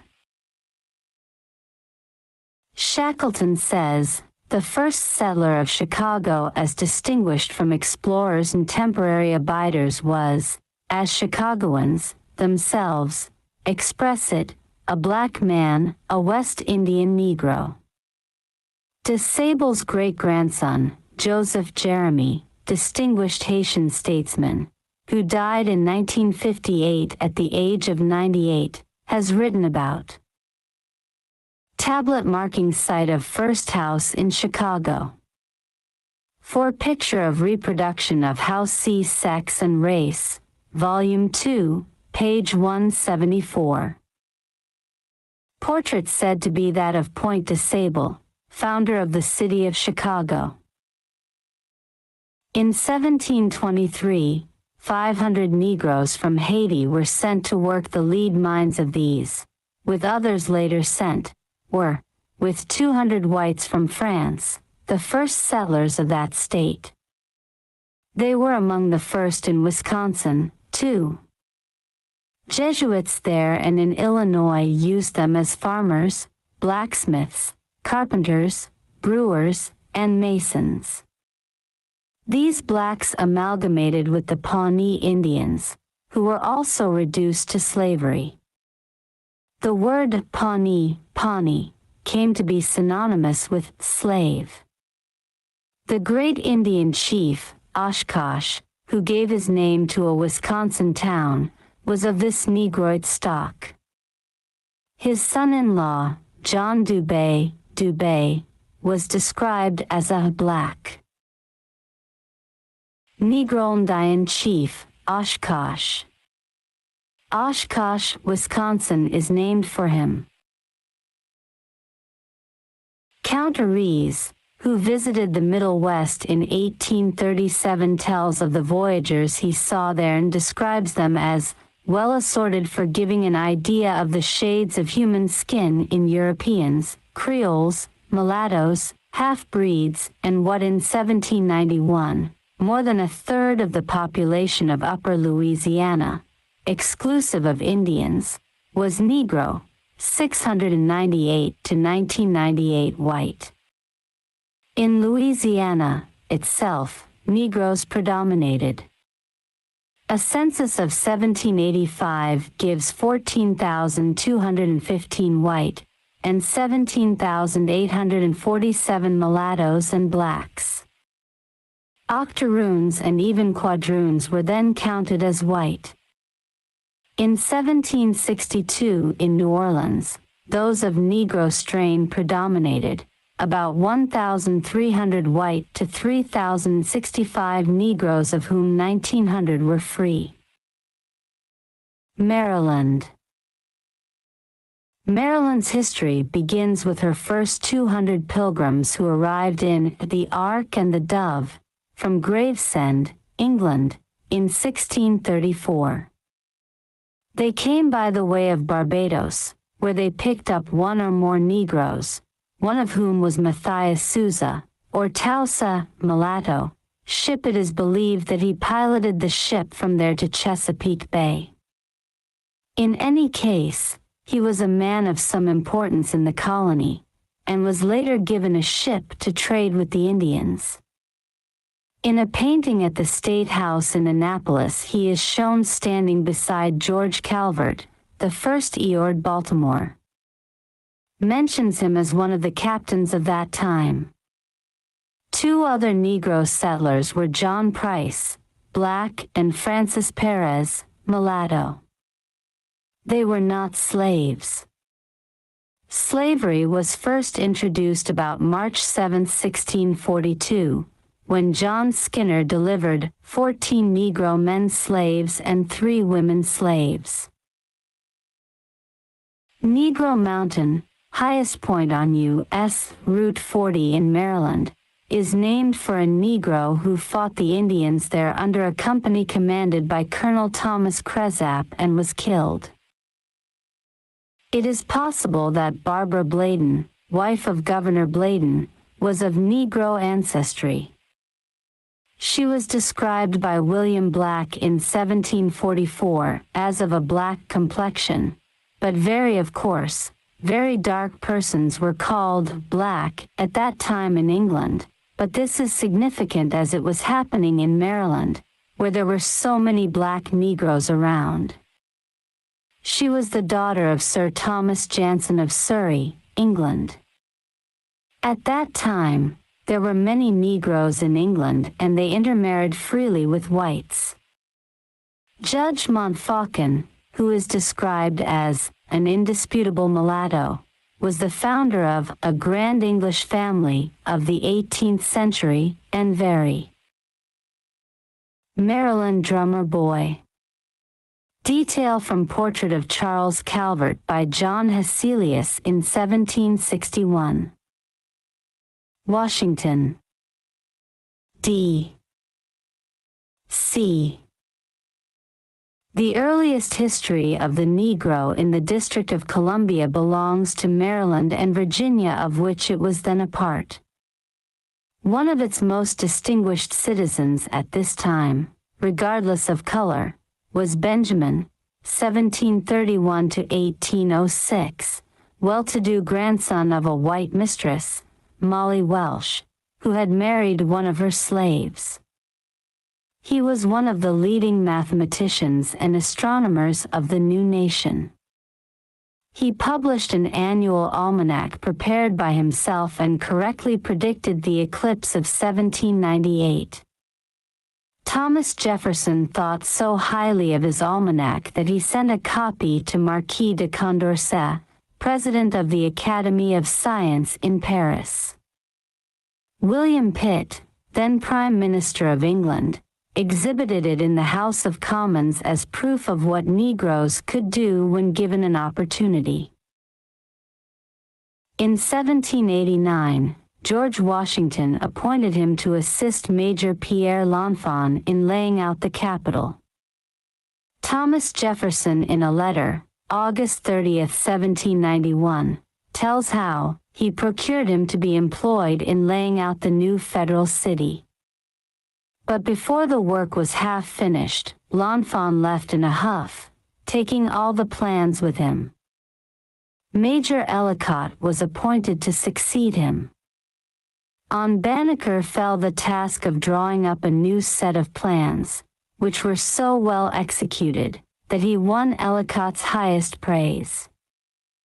The Georgetown Weekly Ledger, March 12, 1791, called him an Ethiopian, whose abilities as surveyor and astronomer already prove that Mr. Jefferson's concluding that that race of men were void of mental endowment was without foundation. Jefferson had said that earlier. Banneker was a pioneer in another field, also, peace. In his almanac of 1793, he proposed that the United States appoint a Secretary of Peace. He wrote, "A plan for a peace office of the United States. Let a Secretary of Peace be appointed who shall be perfectly free from all the present absurd and vulgar European prejudices. The Son of Man came into the world not to destroy men's lives but to save them." Benjamin Banneker, leading American astronomer and mathematician of his time, completed plans for the laying out of Washington, D.C. See text. In 1955, that was the unofficial title given Harold Stassen, when appointed by President Eisenhower as roving ambassador to promote friendlier relations among the nations. South Carolina. Negroes, as was said, were with the Spanish pioneers in the Carolinas. When Charlestown was settled in 1670, there were only 3 Negroes with the English. But the chance gift of a bag of seed rice to a Carolina planter by a ship captain was to bring them in thousands. By 1699, a letter of Edward Randolph says there were 5,000. By 1710, they had so outnumbered the whites that the latter began to be afraid and passed an act to encourage the bringing in of white servants. A letter of the time says there were 40,000 Negroes in South Carolina, a fierce and strong race whose constitution adapted to the warm climate, whose nerves were braced by constant labor and who could hardly be supposed to be content with that oppressive yoke under which they. The chief fear was that the neighboring Spaniards would urge them to revolt, a fear that was justified by several insurrections, especially one at however. In 1715, 500 of the Negroes who had been entrusted with arms, saved the whites from massacre by the Yamasee Indians. It was not until 1930 that the white population caught up with the black. The state has 2 monuments to Negroes. One at Woodward, at the entrance to Fortune Park, to the Negro who served Lafayette, the other to faithful Negroes who protected white women and children while their Confederate masters were away at Georgia. Edmund Burke has already been quoted on how Georgia was on the point of its 4th failure when Negroes were imported to save it. One of its earliest free Negro settlers was Austin, a hero of the Revolutionary War. Gilmer tells how Dabney's master, Aycock, fearing to face the danger of death during the war, offered as a substitute his mulatto boy, Dabney, who was accordingly enrolled in a captain's company. No soldier under Clark was braver or did better service during the Revolutionary War. In the Battle of Kettle Creek, the hardest ever fought in Georgia between the Whigs and the Tories, Austin Dabney was shot down and left on the ground dangerously wounded. He was found there by a man named Harris, who carried him home and cared for him. Later, he sent Harris's son to college and law school and paid all expenses. The Georgia legislature, by special act, gave him a farm. He became one of the wealthiest and most highly respected men in the state. Once, in Savannah, General James Jackson, the governor, seeing him riding by, ran out into the street, drew him off his horse and carried him into his house and had him as a guest whilst business kept him in Savannah. He owned some of the finest race horses, and was favored at the racetrack. Upper-class whites treated him as an Negro pioneers in the West and Middle West. After the Spanish and the French in the exploration of the West and the Middle West, came the English. When Colonel James Smith set out to explore the rich lands that are now Tennessee in June 1776, at least one Negro was with him. Several also were in the party of Donelson and Blakemore when they reached. At least one accompanied Washington on his surveying expeditions. Another, Marcos Lopez, was with Captain Gray at the discovery of the Columbia River in 1792, which gave the Oregon Territory to the United States. Winslow Anderson and James D. Saul were among the first settlers in that. Several Negroes were in the Lewis Clark expedition which left Virginia in 1803 on the first overland journey to the Pacific.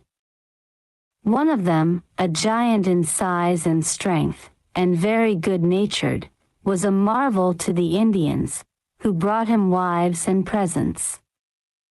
Wheeler, a member of the expedition, wrote of him, his color, kinky hair, size, and prodigious strength were a revelation to the Indians, and he was looked upon as a very god. He was the greatest kind of great medicine, and the tribes from the north of Missouri to the mouth of the Columbia took particular pains to propitiate his sable majesty. And he was overwhelmed with feminine attention. The Indians, by all accounts, regarded him as the leader of the party. He was the interpreter. Slave women returning from the fields. Another member of the expedition, Pompey, had Pompey's Pillar in Montana named after. George William Bush, another Negro, is really the founder of the state, of a trapper and friend of the Indians. He led the first party of white people there from Missouri in 1843. Thanks to his friendship with the Indians, he made it possible for the whites to live there in peace. As J. E. Eyre says, the history of the Northwest settlement cannot be fully written without an account of George Bush, who organized and led the first colony of American settlers to the shores of Puget Sound. He was a Negro. Mr. Bush was a farmer, and having as much livestock as possible, he at once broke up some of the best of the open prairie. He was so successful that in a very few years his farm was the main source for grain, vegetables, and fruit for supplying the newcomers in that region. Let me say in passing that his memory is honored to this day among the early families.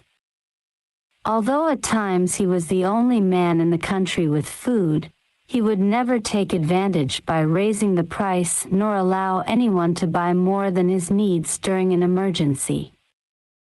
Bush Prairie was named for him. His son, William Owen Bush, of whom we will hear later, became in 1876 the leading man in the world in his field. Nigger Creek in Washington is also named for a Negro who made a gold strike there. Lewis and Clark expedition to the West Pacific coast in 1806. In the front boat is York, see text. George Washington, 1818 to 1905. Was founder of Centralia. Washington, born a slave in Virginia, he started west and reached Washington after a journey of 3,000 miles. He acquired land, cultivated it, and invited people to settle on it. During the Depression of 1893, he helped needy settlers, most of them white, out of his own pocket. In 1922, the Women's Civic Club erected a marble monument in the city park to his memory. Colorado. The first American expedition to Colorado was led by Zebulon Pike in 1806, but as early as 1540, the Spaniards and Negroes had been in that region and had claimed it for Spain. They were there when Pike reached the mountain, now called Pike's Peak. The first white pioneers were fur trappers, but preceding them were escaped Negro slaves who had made their way to the Indians, had been welcomed by them, and some even made chiefs. These were the first trappers from the East. Kenneth W. Porter gives abundant evidence on them and names some. The earliest Negroes, he says, known to be connected with the fur trade were among those who occupied the highest functional category, that of independent. The white traders and trappers would seek out such Negroes and employ them to bargain with the Indians, because of the friendlier atmosphere they had created. Foremost of these trappers, regardless of color, was James P., one of the founders of the city of Denver. Born in slavery in Virginia in 1798, he escaped and reached the Rockies, which he was later to know even better than most Indians. The Crows made him their chief. His knowledge of Indian languages and ways made him of particular service to the United States, for whom he was a scout and interpreter. He was in reality also the first great trailblazer to California and helped greatly in its development by discovering a passage for wagons through the Sierras. The route is now the beautiful Feather River Canyon, through which runs the Western Pacific. The pass was named for him, as well as a valley and a mountain. In the pass is his monument. He led General Kearny's expedition to California through it. A.D. Richardson, a News 1860. He is a well-informed elderly man with a devil-may-care expression but a face full of character and of wonderful perceptive faculties. It is James P. Beckwourth, the half-breed, so long a chief among the Crow tribe but the most famous Indian fighter of this generation. His body is scarred from wounds received in worst extremes and on the perilous edge of battle. But he is the very pink of courtesy. William O. Bush, State Senator, Washington, and winner of the first prize for the world's finest wheat. George Washington, founder of Centralia, Washington. Other trappers named by Porter are Pierre Bonga and his son, George, Edward Rose, Ezekiel Williams, François Duchiquet, John Brazeau, a full-blooded Ethiopian, William and Charles Bent, and Cadet Chevalier. Negro adventurers like these helped greatly in building the great $30 million Astor fortune, which was founded on fur. Negroes in the Colorado mines, mostly laborers, were unusually lucky. One known as Jim discovered on his claim at Georgetown a vein that ran $1,000 to the ton.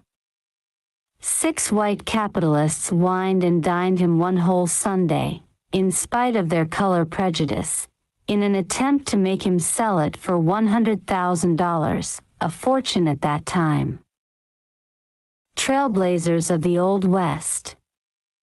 Left, upper, James Beckwourth. Center, Pop Singleton. Below, George Monroe, famous pony mail rider. Right, James Lyman Bowen, see text. Utah. Negroes, as was said, had been with the Spaniards in Utah in 1540. They came with the Mormons and were with Brigham Young at the founding of Salt Lake City, July 23rd. Their names are on the Pioneer Monument there. Green Flake of North Carolina, 1825 to 1903. Hartley of Mississippi, 1826 to 1890, and Oscar Crosby, 1815 to 1870. Abel Burns was the trusted servant and friend of Joseph Smith, Mormon prophet. A Utah canyon was named for William Grandstaff, a settler of that state in 1877. California. In California, as was previously said, Negroes had been pioneers with the Spaniards and furnished more than half of the founders of Los Angeles. When the first trek to the west began, they came too. Delilah Beasley gives the names of hundreds of they were also among the 49ers.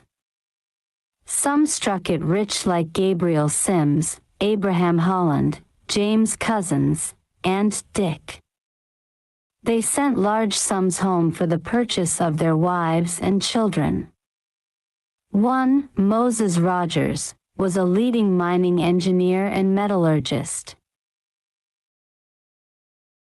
Foremost among the Negroes of California at this time and one of its leading personages was William Alexander, son of a white Danish planter and his Negro wife, Julia Ann Sparks, of the Virgin Islands. He arrived in California in 1843 and became a Mexican citizen. He was awarded 30,000 acres of land, elected city councilman of San Francisco, and city treasurer. He was also American vice consul, a post he owed to the fact that he favored the United States over Mexico and openly supported General Fremont and his Bear Flag Party. He was successful in seeing the state come under American rule in 1846. Leidsdorf has 3 firsts to his credit. His ship, the Sitka, was the first steamship to enter San Francisco Bay, November 15, 1847. He established the first United States school there with Thomas Douglas, a Yale man, as principal, and he introduced horse racing. His steamship caused a great sensation and was a fearsome sight to the natives who called it the boat with fire in its belly. All this was accomplished in only 5 years. When he died in 1848, the city gave him a public funeral and named a street in his honor. Another Negro, Mifflin Gibbs, opened the first shoe store in San Francisco. Monument to the founders of Salt Lake City. The names of the Negro pioneers are on it, see text. Another noted Californian and a pioneer in the early development of San Francisco was George W., born a slave in New Orleans. He was taken to California by his master in 1848. Buying his freedom for $1,000, he and his mother sold home-cooked meals to gamblers and made a fortune. Later, he went into real estate, bought up whole blocks, which he sold as the city grew, at huge profit. In 6 months he made on one deal alone $14,000, a sum worth many times that now.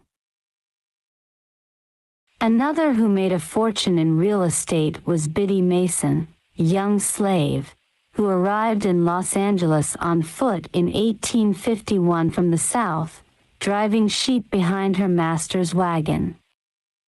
After purchasing her freedom, she bought 2 lots in what is now Spring and Broadway and at 3rd and 4th Streets. Negroes also founded 2 towns in Southern California, Allensworth and Monrovia. The latter is now a thriving town, peopled largely by whites.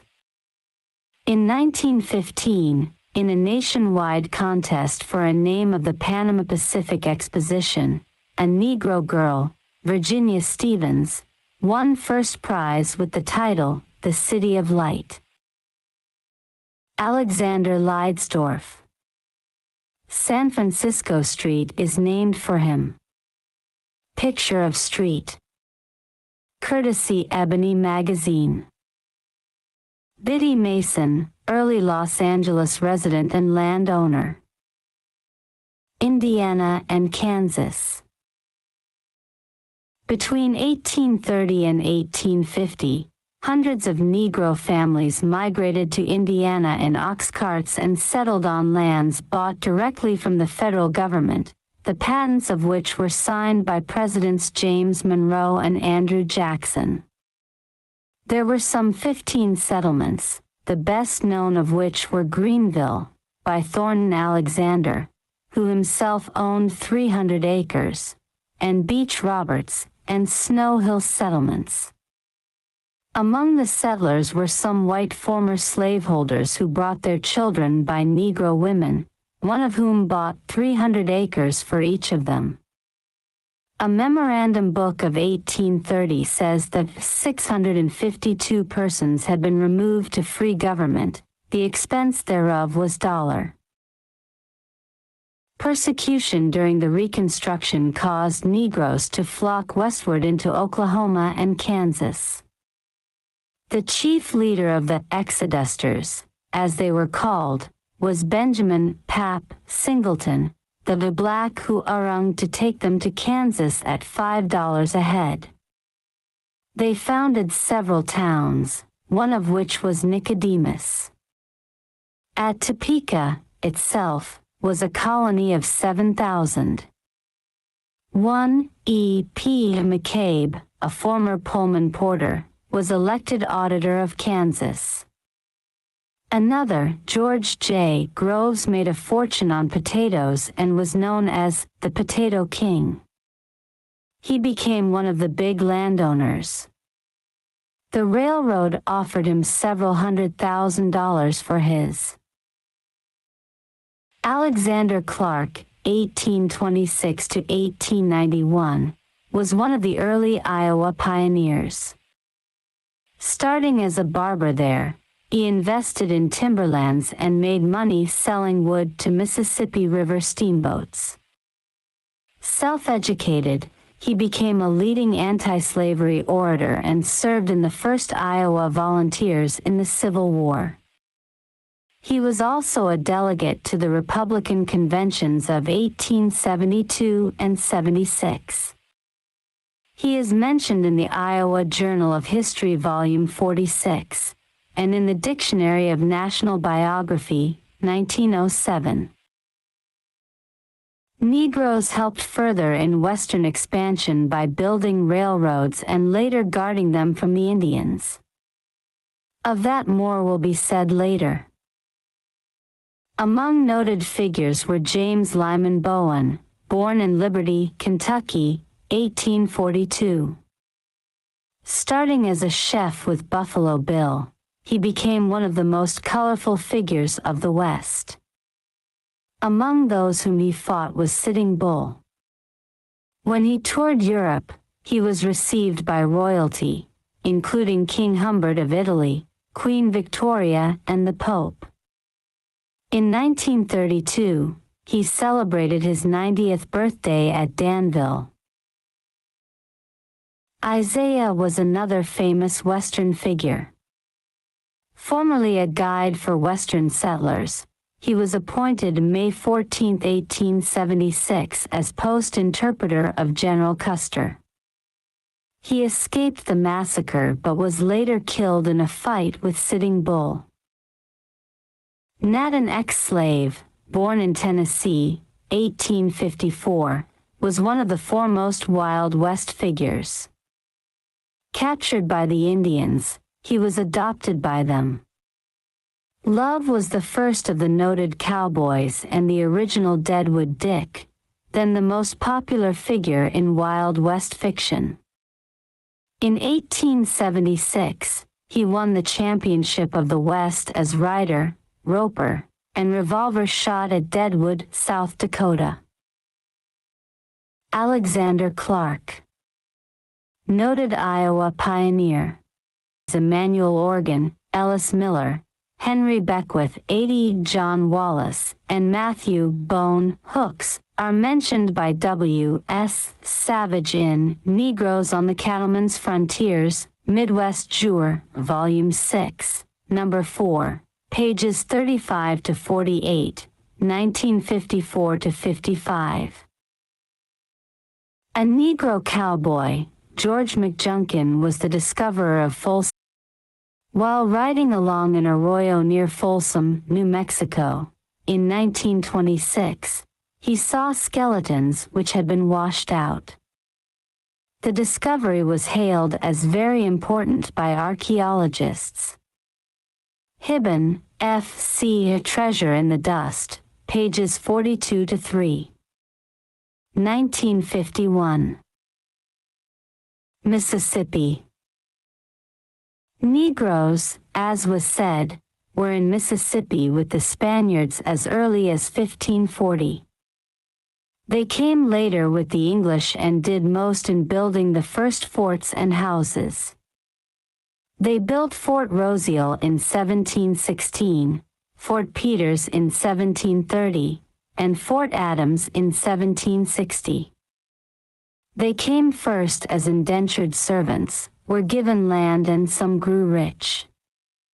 Among them were Tony LaFar, who had real estate worth almost $500,000. Free Harris had 600 acres and 6 families of slaves. James Tillman, for whom the town of Tillman was named, had 500. Texas.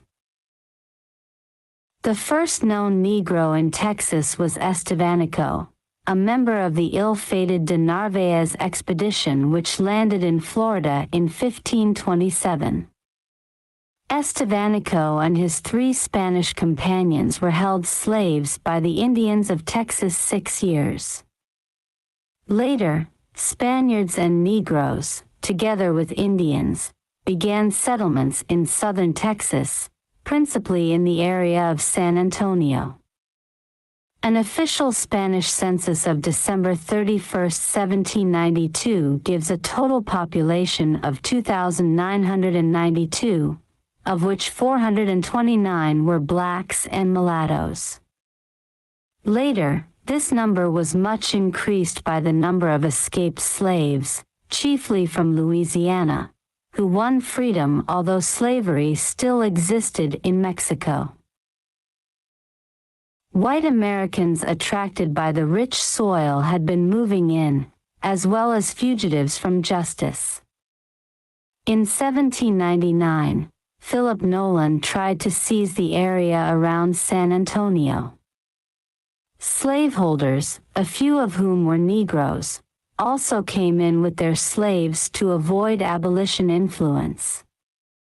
But the Mexicans, inspired by the French Revolution, and its slogan, liberty, fraternity, equality, began a struggle for independence and won in 1821.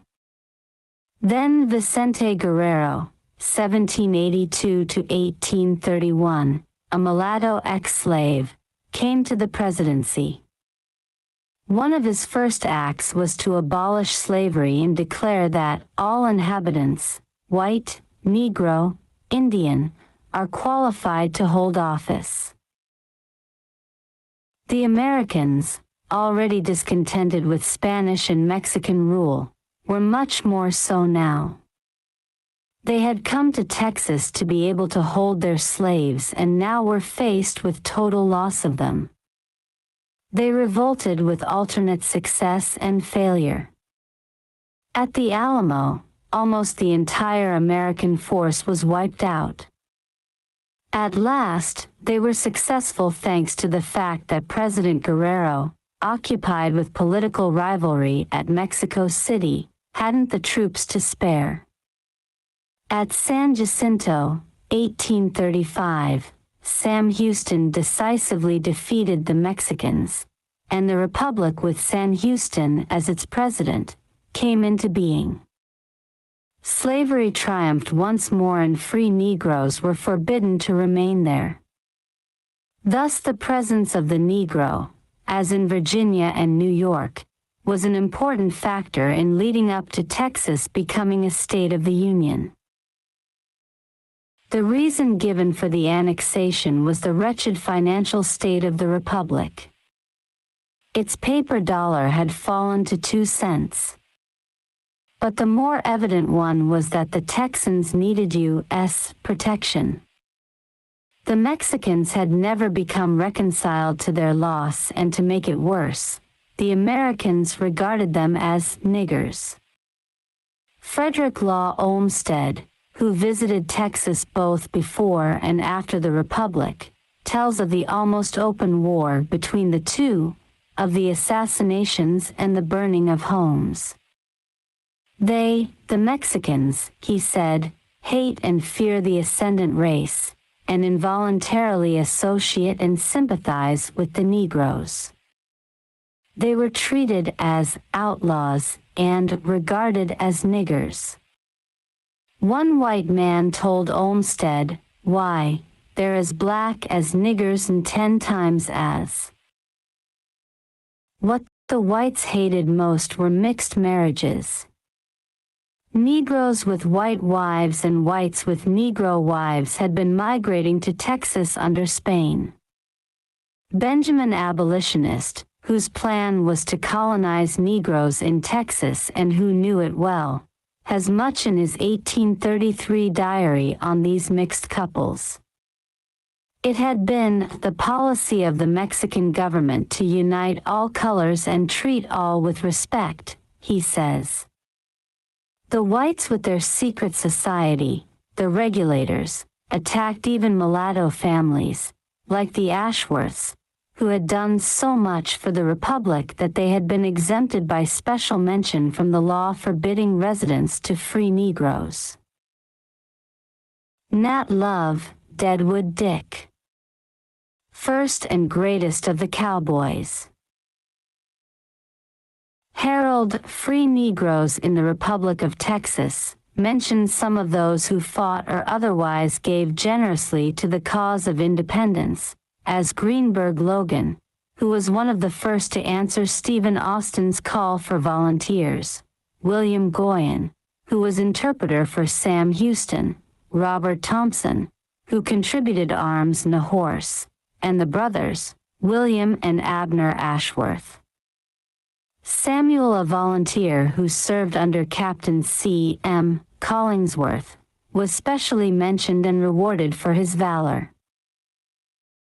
Michigan. The largest Negro colony in the Northwest was Chain Lake Settlement in Michigan. It was founded in 1847 by Saunders, a Virginia slaveholder, who brought his slaves there, set them free and lived with them. Originally 1 square mile, it is now 38 square miles. The descendants still live there with fine large farms and homes amid the beautiful lakes from which came its name.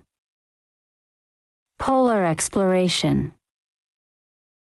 Negroes were with the pathfinders of the sea lanes, especially in the South Polar regions on the whaling voyages, beginning about the middle of the 17th century and extending to the middle of the 19th. At least 2 were captains, A. F. Boston, grandson of the slave, Prince, and Peter Green, second mate, who took charge of the John Adams and piloted it around the Horn when the captain, John Maxey, died. Another noted navigator was Samuel Harris. E. Stackpole names the Negroes also helped in polar exploration.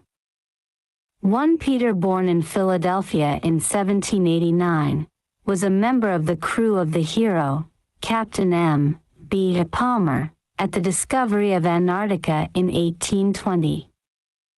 Others had preceded Palmer in those frozen waters, but he was the first to sight the archipelago, which was named for him. With the Huron, a later expedition, were Cato Tobias, and a cook and a steward. In 1950, one of the crew of Admiral Byrd's expedition was a Negro. The last great feat of land exploration possible on the planet was the discovery of the North Pole. And in this, a Negro, Matthew played a role of major importance.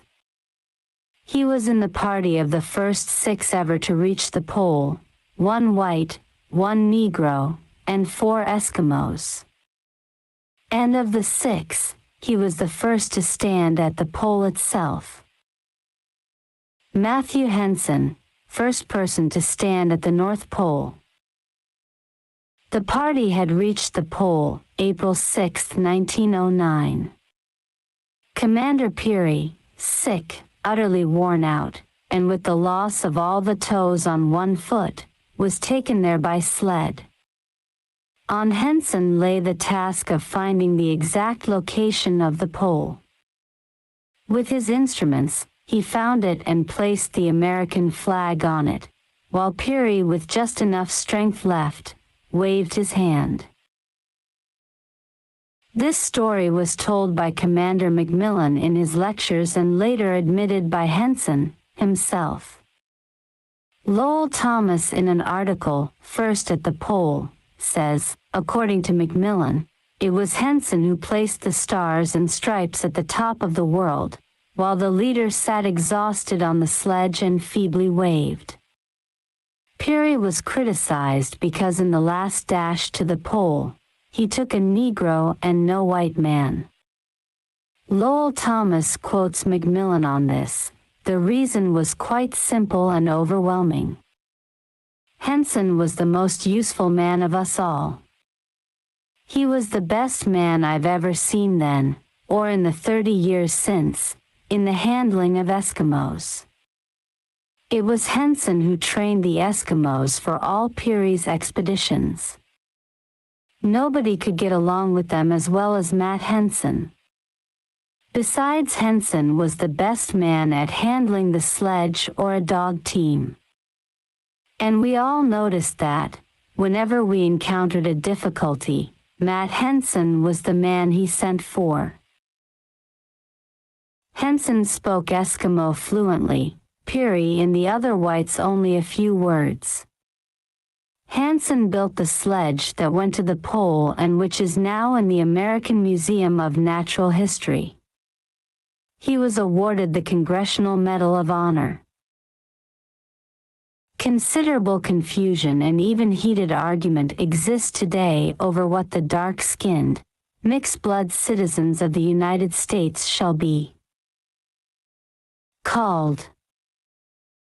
Discrimination makes a name or names necessary. The nearest to a correct one would be African European Amur, Indian, since their ancestors are from 3 continents. But that name has never been used. The one most common has been, and is, Negro. But we are told by some that Negro originated among white people and means slavery. This is historically incorrect.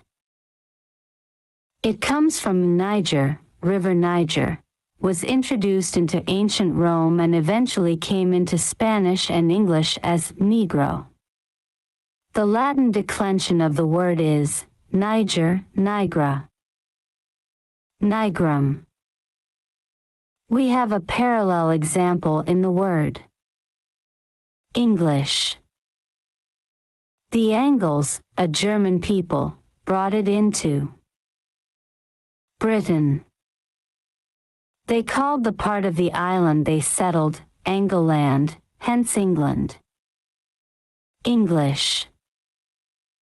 Niger, which eventually came to mean black, was not a term of disgrace as even Roman emperors, as Pescennius Niger, bore that surname. Another popular term is colored. But certain native African leaders do not like it. They say they aren't mixed blood but pure black and that the Jim Crow car in America is marked colored. But black fares no better. Many persons, especially of mixed blood, consider it most disgraceful. It is from the Anglo-Saxon, blaek, and means dismal, gloomy, foul, outrageously wicked. Another name is African. This, too, was also considered objectionable. Africa, called the Dark Continent, stood for centuries as a symbol of cannibalistic, savage, ignorant, naked people. But in the past 20 years or so, the white powers have rediscovered the value of Africa, has given it immense publicity, and with it a cleansing of the name. The Africans today are fighting for their freedom, and their descendants in the New World, who once vigorously objected to being identified with Africa, are more and more wishing to be known as African. However, the value of a name depends upon the power behind it. Once English was far below what Negro now is. At that time the English were slaves to the Normans. The ordinary imprecation of a Norman gentleman, says Macaulay, was, "May I become an Englishman?" His ordinary, as I said, the correct name would be African European Indian. This is too cumbersome and a waste of time and printers' ink. No one is going to use it. I do not intend to.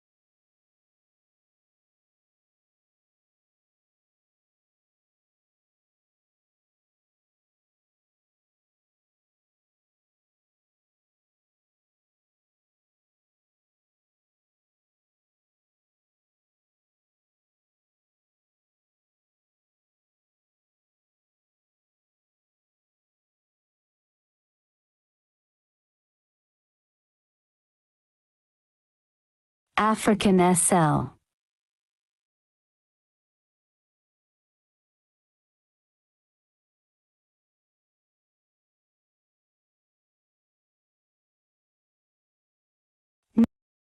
Negroes were used as Indian fighters in all the colonies from the start. Capable of. There is a record of at least one blackamoor among them. Then Act read, all Negroes from 16 to 60 years of age, inhabitants, and servants to the English be enlisted and hereby enjoined to attend trainings. In 1660, the order was repeated.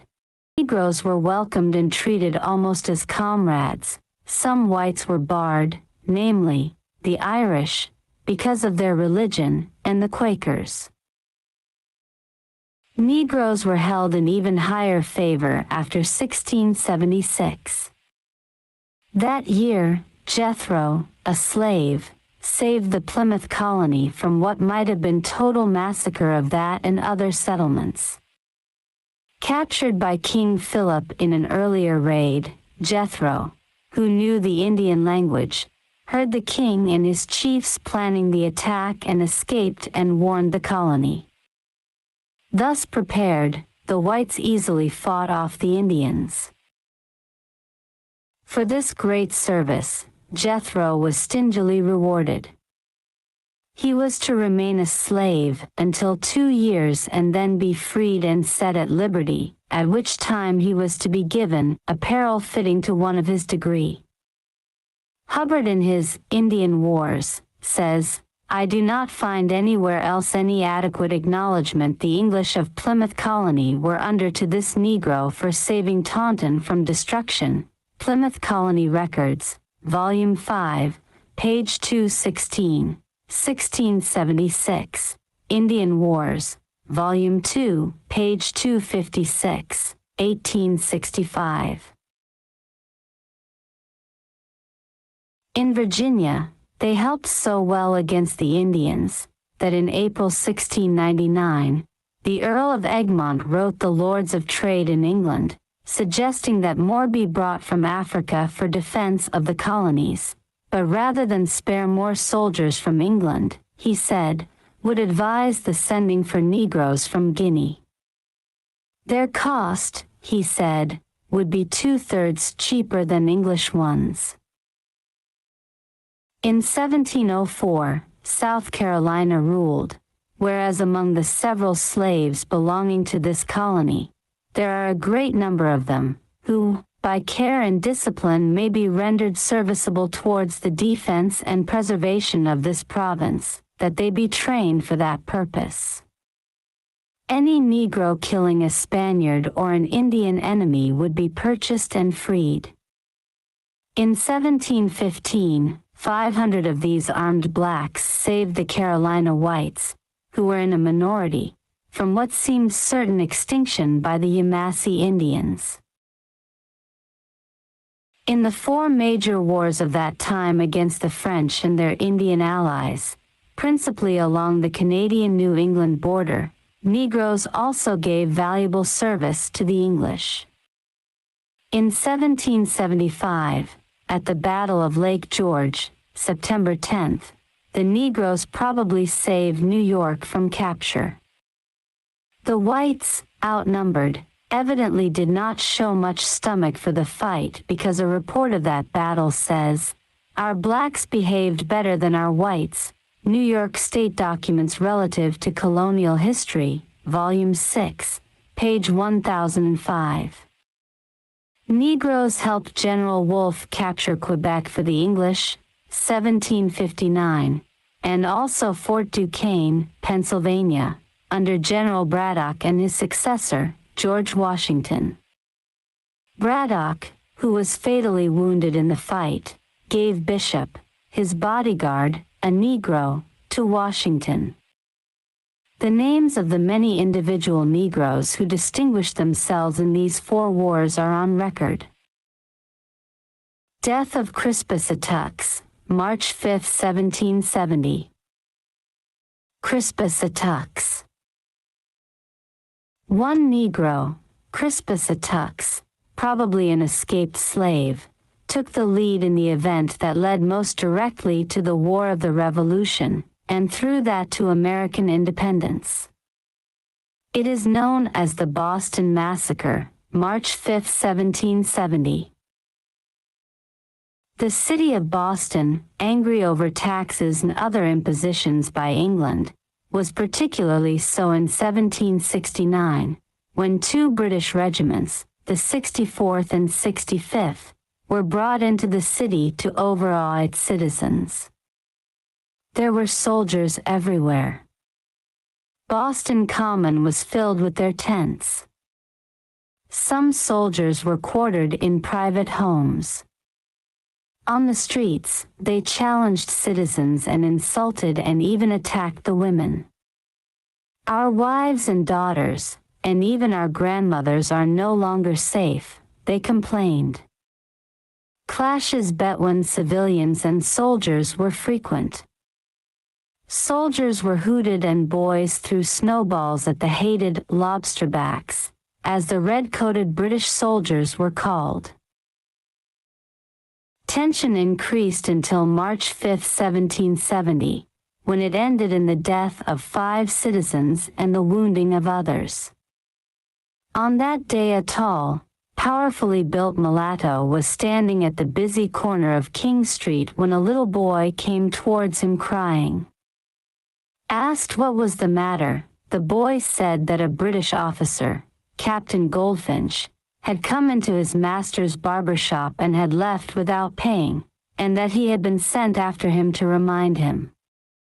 The captain ignored him and he followed him to the guardhouse, into which the captain went. He started to follow him when the guard pushed him back with the butt of his musket. Crispus Attucks Monument, Boston, Massachusetts. African slaves pulling down the statue of George III in New York City, 1775. The tall mulatto was Crispus Attucks. He was then, or had previously been, a member of a whaling crew. It happened also that he was very indignant at how the citizens were being treated. As the sobbing boy told his story, a crowd gathered and angrily demanded punishment for the sentry. Attucks, taking the boy by the hand, led the way to the guardhouse. There are conflicting stories of what happened then, but a clash followed. The crowd, armed with sticks of firewood, shouted angrily at the sentry, who shouted for the guard. The latter, headed by Captain Preston, rushed out. Preston ordered them to disperse. Attucks, seizing the musket, struck down the soldier with his fist. A soldier fired and Attucks fell mortally wounded. The crowd, shouting angrily, advanced on the soldiers. Preston gave the order to fire and 4 others were killed. The bodies of Attucks and Caldwell, one of the 4 whites killed, were picked up and carried to Faneuil Hall, Cradle of Liberty, where thousands from Boston and outlying towns flocked to see them. All 5 were placed in the same grave in the granary burying ground. Anger against Britain spread to all the colonies. The cry for independence grew more insistent. The 5 were regarded as martyrs. The spot on which they fell became sacred ground. March 5th became known as Massacre Day and Crispus Attucks Day. John Adams, 2nd President, said of its importance, "Not the Battle of Lexington or Bunker Hill, nor the surrender of Burgoyne or Cornwallis were more important events in American history than the Battle of King Street, March 5, 1770. On its 6th anniversary, George Washington exhorted his troops, "Remember it is the 5th of March, avenge your comrades." Crispus Attucks Day remained the chief American anniversary until independence was won, when it was displaced by July 4th. Livermore says, "The anniversary of the event was publicly commemorated by exercises every year until our national independence was achieved, when the 4th of July was substituted for the 5th of March, as a more proper day for a general celebration." Livermore, History Research on Negroes, page 92, 1863. That Crispus Attucks was the outstanding hero is proved by the fact that the memorial erected to the event is named after him. A bill approved by the Massachusetts legislature for its erection, October 13, 1888, reads, "Ordered that the site selected by His Excellency the Governor for the location of the Crispus Attucks Memorial be hereby approved." On the monument, erected on Boston Common, his name heads the list of those who fell. On it is this from John Adams: "On that night, the foundation of American independence was laid." And from Daniel Webster, "From that moment we may date the severance of the British Empire." John Fiske, noted historian, said, "It was this sacrifice that brought about the preliminary victory of the American Revolution." George W. Williams said, when the colonists were staggering wearily under the cross of woe, a Negro came to the front and bore that cross to the victory of the glorious martyrdom.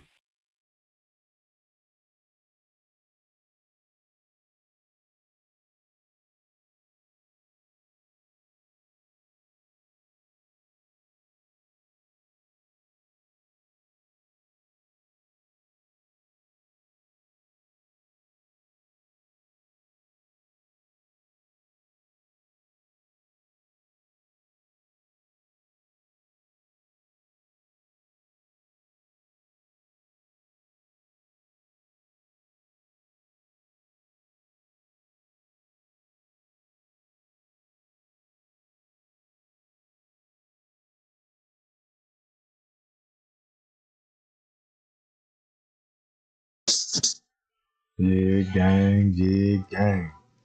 Now I just want to let y'all know what y'all think about all this going on. Cause from what it sounds like to me, shit, half of these states was founded by black people. You see what I'm saying? So when you think about race, then you got to think about you got people, black people founding these cities and all this. So it kind of opens up our eyes in history, and it exposed the lie that the school system is teaching us. See what I'm talking about, guys? I ain't learned none of this in school.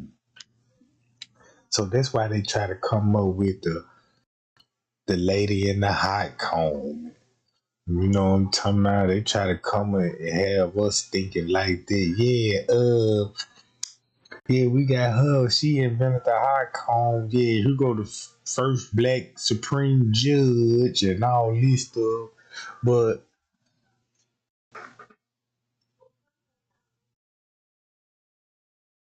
oh, I remember him. I remember him. Yeah, I remember this story about the Negro sailor. I'm gonna let y'all hear that because y'all might need to hear that.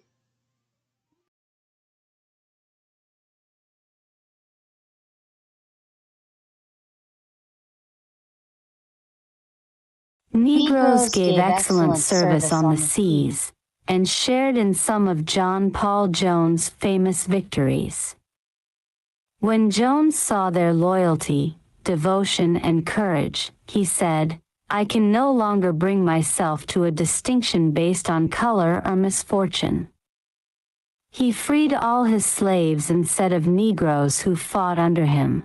They are prime seamen and behaved as well as white men. Negroes also served as pilots of vessels of war.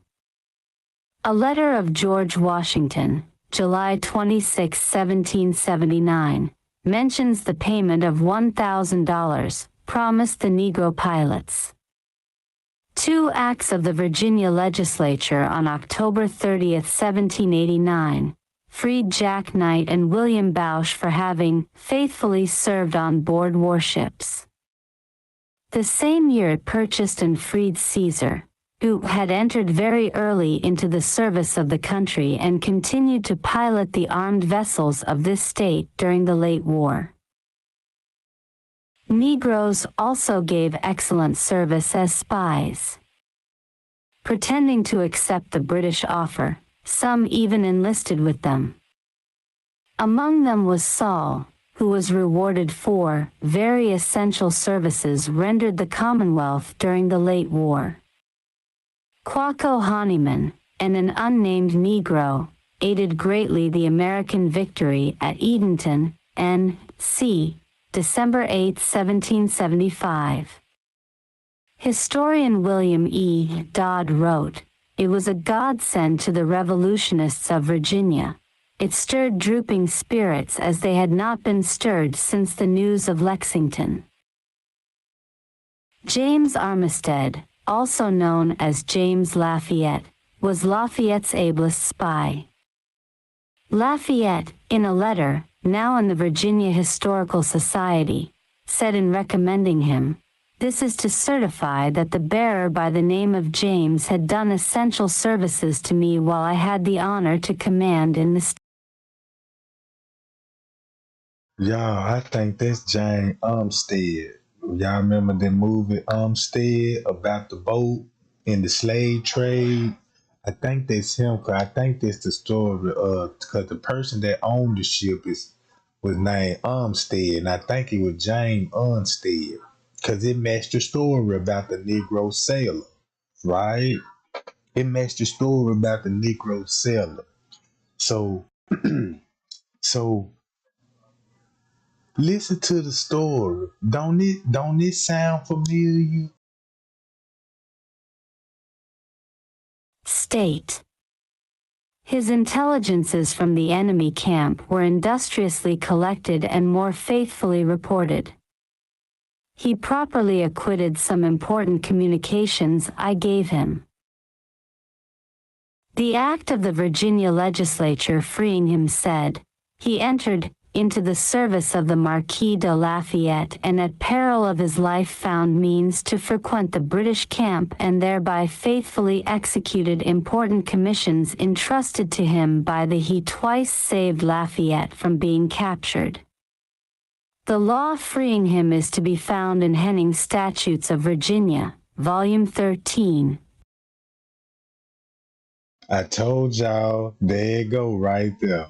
You see what I'm talking about? There it go right there. I knew that story sound familiar. You see what I'm talking about? I'm good to know that. Volume 13, page 380. In Georgia, Mammy Kate, a strapping Negro woman, rescued Governor Stephen Hurd from a British prison during the Revolution by carrying him out on her head in a huge basket, covered with clothes. Andrews, M.P. A women of the Man, did y'all just hear that? Man, she snuck a nigga out of jail on her head in a basket. Golly. I can't believe I just seen that.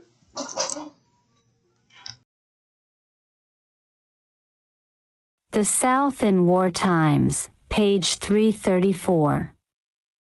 1920.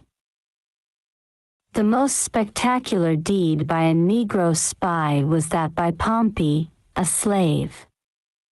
The Americans had just suffered a great defeat in the loss of Stony Point, New York. As a result, Fort Fayette had fallen, West Point was in danger, and all communication to the north was threatened. Pompey, with a basket of strawberries, went to the fort and asked the sentry permission to go in with it. The sentry, seeing no harm in the laughing obsequious Pompey, allowed him in. The officers, glad to get the berries, bought them eagerly and gave him permission to return the next day. For the next 3 days he came, then he announced that he couldn't come any longer in the day as he had to work, but would come after nightfall. To do this, he needed the password and they gave it to him, still thinking him harmless. Each night there was a new password. 10 nights later, accompanied by 3 white men, with blackened faces, he stopped to joke with the sentry. While he was doing this, the 3 men knocked out the sentry. The American troops which had been waiting behind came up, scaled the rocks, while others burst through the gates. The British rushed out to be bayoneted by Americans, who lost only 15 killed and 83 wounded to 63 British killed and 543 officers and men captured. Lossing says of the event, the storming and capture of Stony Point, regarded as an exhibition of skill, was one of the principal events of the war. General Wayne, the commander, was highly praised by Congress and Pompey was given a horse and excused from all work for the rest of his life. American Revolution and War of 1812, Volume 1, page 744. Individual Negroes who distinguished themselves were mentioned by hundreds. Barzillai, a cooper of Groton, was the most famous drummer of the entire war. He often laid down his drum for a musket. Drummers and fifers were mostly Negroes. Two other famous ones were Cyrus Tiffany, and another simply named Tom. Oliver Cromwell was one of the many Negroes in Washington's momentous crossing of the Delaware, at 3 a.m., December 26, 1776. Washington thought so highly of him, that at the end of the war, he wrote his discharge in his own hand. He died in 1853. The Burlington Gazette wrote of him on his 100th birthday. The attention of many of our citizens has doubtless been arrested by the appearance of an old colored man, who might have been seen, sitting in front of his residence on Union Street. His attenuated frame, his silvery head, his feeble movements, combine to prove that he is very aged, and yet, comparatively few are aware he is among the survivors of the gallant army who fought for the liberties of our country in the days that tried men's souls. He was at the battles of Trenton, Princeton, Brandywine, Monmouth, and Yorktown.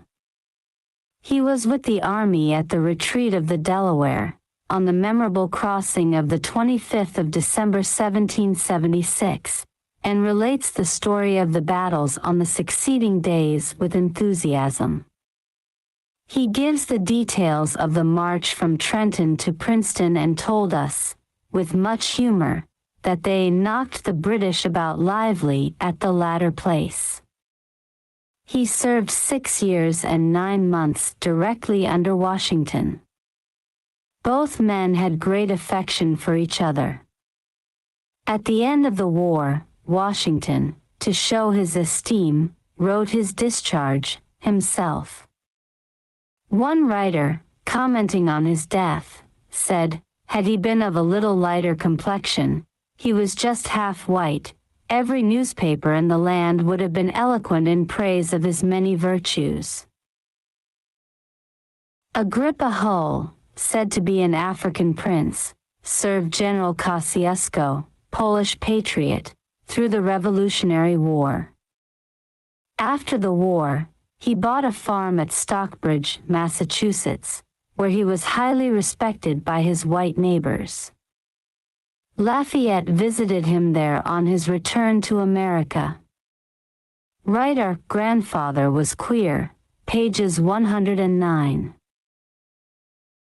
One of the most famous and earliest of the Minute Men was Reverend Lemuel Haynes, 1753 to 1833, son of a Negro and a white female bondservant. One of the heroes of Ticonderoga, he later pastored white churches in New York, Connecticut, and one in Rutland, Vermont, for 30 years. A picture postcard was issued of himself and his white congregation at Bennington. Middleton, called Colonel, by courtesy, commanded a company of Negroes known as the Bucks of America, which rendered such valuable service that John Hancock gave it a special flag. After the war, he and his men were honored with a special affair at Boston. Prince Whipple, another Negro, who crossed the Delaware in the boat with Washington, is said to be the Negro shown in the famous picture of that name. He died November 18, 1796, and was buried in North Cemetery, Portsmouth, New Hampshire. He was one of Washington's bodyguards. Edward Griffin, a slave, served with such distinction in North Carolina, that the legislature set him free and gave him 640 acres of land.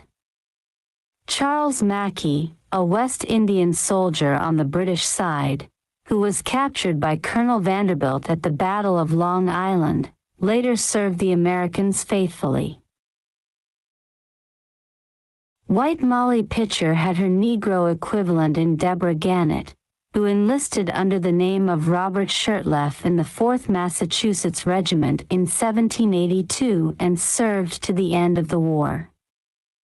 Massachusetts gave her as a reward of 34 pounds sterling, praised her ability as a soldier, and for, at the same time preserving her virtue and chastity of her sex unsuspected and unblemished. The said Deborah Gannett exhibited an extraordinary instance of female heroism, said the award. Nell W. C. Colored Patriots in the American Revolution, page 23, 1855. Testimony of those who took part in the war, on the role of the Negro, is considerable. Dr. Harris, who fought in the Battle of Rhode Island, in relating its fury, says, there was a black regiment in the same situation. Yes, a regiment of Negroes fighting for our liberty and independence, not a white man among them but the officers stationed in the same dangerous and responsible position. Had they been unfaithful, or given way before the enemy, all would have been lost. 3 times in succession were they attacked with most desperate valor and fury by well-disciplined and veteran troops, and 3 times did they successfully repel the assault, and thus preserve our army from capture. They fought through the war. They were brave, hardy troops. They helped gain our liberty and independence. Commander Nathaniel Shaler spoke highly of the Negroes who fought under him. In a letter to Governor Tompkins, he said of one of them, John Johnson, he ought to be registered in the Book of Fame and remembered as long as bravery is considered a virtue. He also wrote highly of another Negro, John Davis. Martindale of New York said in Congress, slaves, or Negroes who had been slaves, were enlisted as soldiers in the War of the Revolution, and I myself saw a battalion of them, as fine martial-looking men as I ever saw, attached to the Northern Army on its march from Plattsburgh to Sackett's Harbor. Charles Pinckney of South Carolina, who was strongly pro-slavery, said they, the Negroes, all entered into the great contest with similar views. Like brethren, they contended for the benefit of the whole, leaving to each the right to pursue happiness in his own way. Thus they nobly toiled and bled together, like brethren. And it is a remarkable fact, that, notwithstanding, in the course of the Revolution, the Southern states were continually overrun by the British and every Negro in them had the opportunity of running away, yet few did. They were then, as they still are, as valuable a part of our population to the Union as any other equal number of inhabitants. They were in numerous instances the pioneers, and in all, the laborers of your armies. To their hands were owing the erection of the greatest part of the fortifications raised for the protection of our country. Fort Moultrie gave, at an early period of the inexperience and untried valor of our citizens, immortality to American arms. And in the northern states, numerous bodies of them were enrolled and fought, side by side, with whites, the battles of the Revolution. Quoted in Colored Americans in the Revolution and War of 1812, page 8. 1861. Charles Minor of Pennsylvania said in Congress, February 7, 1828, the African race makes excellent soldiers. Large numbers of them were with Perry and helped to gain the brilliant victories of Lake Erie. Later writers write as strongly in praise of them. Whittier, the poet, wrote, their bones whiten every stricken field of the Revolution, their feet tracked with blood the snows of Jersey, their toil built up every fortification south of the Potomac. They shared the famine and nakedness of Valley Forge and the pestilential horrors of the old Jersey prison ship. The Black Man in the Revolution. In Literary Recreations. 1854. H. Bancroft said, "Free Negroes stood in the ranks by the side of white men at the beginning of the war. They had entered the provincial army." Of the Battle of Bunker Hill, he says, "Nor should history fail to record that as in the army at Cambridge so also in this gallant band the free Negroes of the colony had their representations. They took their place not in a separate corps but in the ranks with the white men, and their names may be read in the pension rolls of the country side by side with other soldiers of the Revolution." Bancroft, H. Volume 7, page 421. It is not known how many of the 231,959 regular American soldiers were Negroes, but their number was considerable. As for their services as in building fortifications, the commissary, and the like, they were indispensable. Undoubtedly, the Negroes provided the balance of power that brought independence. When Sir Henry Clinton saw how they had helped turn the tide, he wrote Lord Germain, British Minister of State, thus, "My Lord, are we deprived of another principal support? It is safe to say that but for the aid of the Negro, independence would not have been won, at least when it was."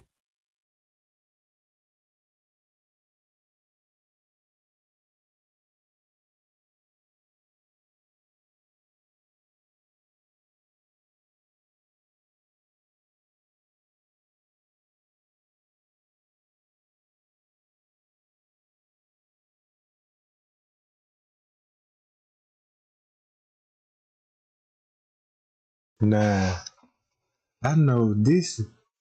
I know this right here. This too much knowledge.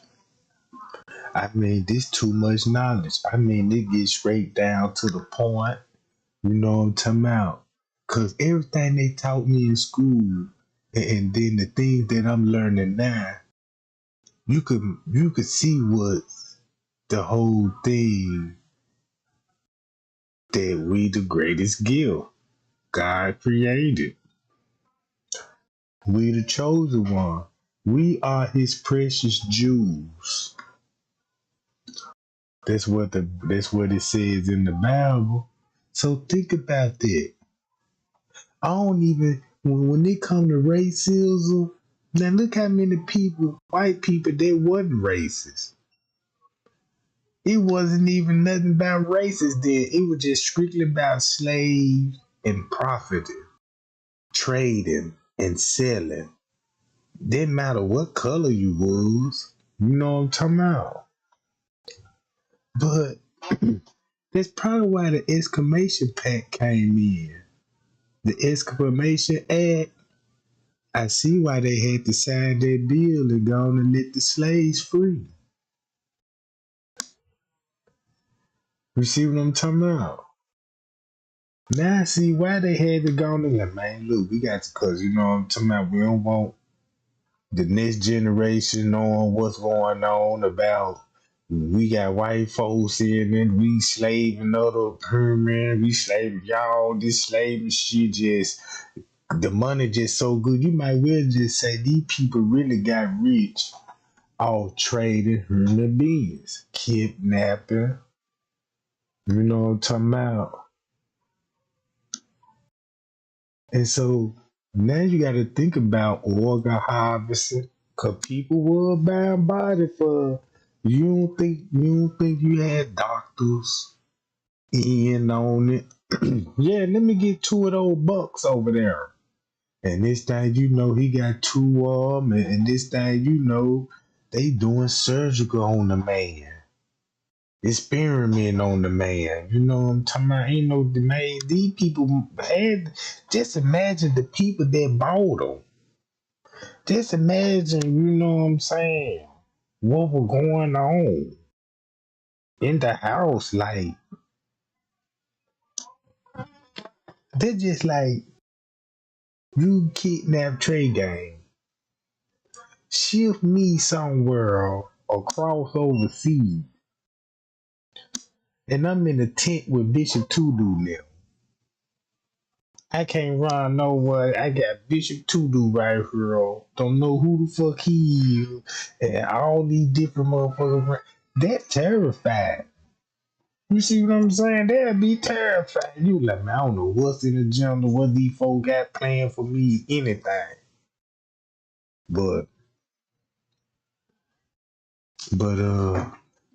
yeah, gang, check this out.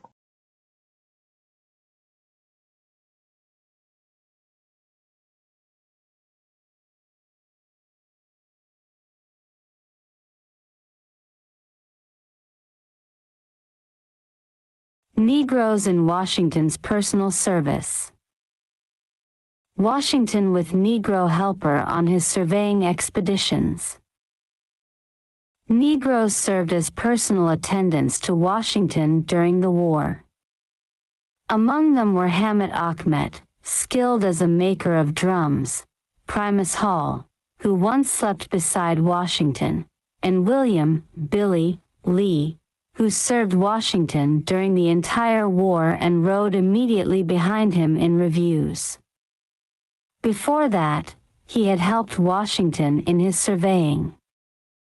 Washington gave him his freedom in his will and left him a pension, as a testimony of my sense of his attachment to me and for his faithful services in the Revolutionary War.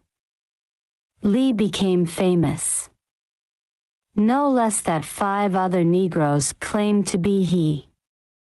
Count Ariz of Italy mentions a dinner in Virginia he attended in 1826, in which a Negro was a guest of honor among the white aristocrats because he had served through the war with Washington.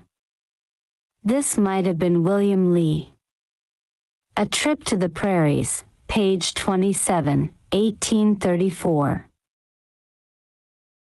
Another Negro who served Washington personally was Christopher, who attended him in his last moments and was so solicitous of him that Washington several times asked him to sit and rest.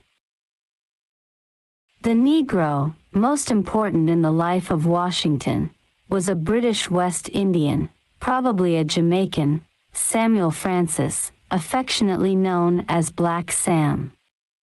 He owned the finest hostelry not only in New York but in colonial America. A man of taste and fond of display, and a connoisseur of wines, he catered to high society. Aristocrats dined there, and whenever big banquets were given, it was there. Washington and his staff ate there regularly. In May 1783, when Washington and Sir Guy Carleton met to discuss peace terms, it was over a dinner there. After the great parade that followed the evacuation of New York by the British, November 24, 1783, the reception and banquet was held there. Also, it was from there that Washington bade his officers farewell on November 26. Francis was a true patriot in spite of the risk. The English once set a shot from a warship in the harbor, crashing into his tavern. When New York called for troops, he was one of the first to enlist, as a private. Washington and his officers laid their plans there, and it was there the Sons of Liberty plotted the dumping of the cases of East India tea into the Hudson. He helped the revolution with food and money. Officers who couldn't afford to pay were fed free. After the war, Congress thanked him warmly and gave him a large sum. Washington considered him steward, par excellence, and begged him to take charge of the presidential mansion. New York was then the capital. When it was shifted to Philadelphia, Francis went there, too. Washington said of Francis, "You have invariably through the most trying times maintained a constant friendship and attention to the cause of our country and its independence and freedom." Samuel Francis, important figure of the Revolution and later Washington's steward. He wears a wig. Right. Recognition of his services by Congress. But now check this out. That's why half of them presidents were wearing those wish wigs. Now think about in those days. Cause that was always strange to me as a kid when they were showing me this, and I'm like, man, these men with wigs on. I want to know what was up with that. Cause you keep this in mind. If they wore a wig, it'll show you that they was mixed breeds. You know what I'm talking about? Y'all see what I'm saying? So I'm like, now it makes sense. Cause what they hair looked like up under their wish wig. And that's the real George Bush right there, y'all. I mean, not just the real George Washington. You know what I'm talking about? With the wish wig. Him, Samuel Francis, these folk got wish wigs. Makes you think, don't it? But Francis' daughter, Phoebe, did even more than her father. She saved Washington's life. In Washington's bodyguard was an Irishman named Hickey, an agent of the British, sent there to kill Washington. Hickey began by making love to Phoebe, who used to wait on Washington, and poisoned a dish of peas that was to be served to him. Phoebe, learning of it, warned him. Washington threw the peas out of the window to the chickens, who picked them up and fell dead. Hickey was hanged with a great crowd looking on. This account is told by B. J. Lossing, one of America's ablest, most reliable historians, in his Life of Washington, Volume 2, pages 175 to 177, 1860. Lossing says he got the story directly from an eyewitness. Also Solomon Drown, a surgeon, wrote his sister, Sally, June 24, 1776. A most infernal plot has been discovered here which had it been put into execution would have made America tremble and had been a fatal stroke. H. R. Drown, head of the Sons of the Revolution, says Phoebe was Washington's housekeeper.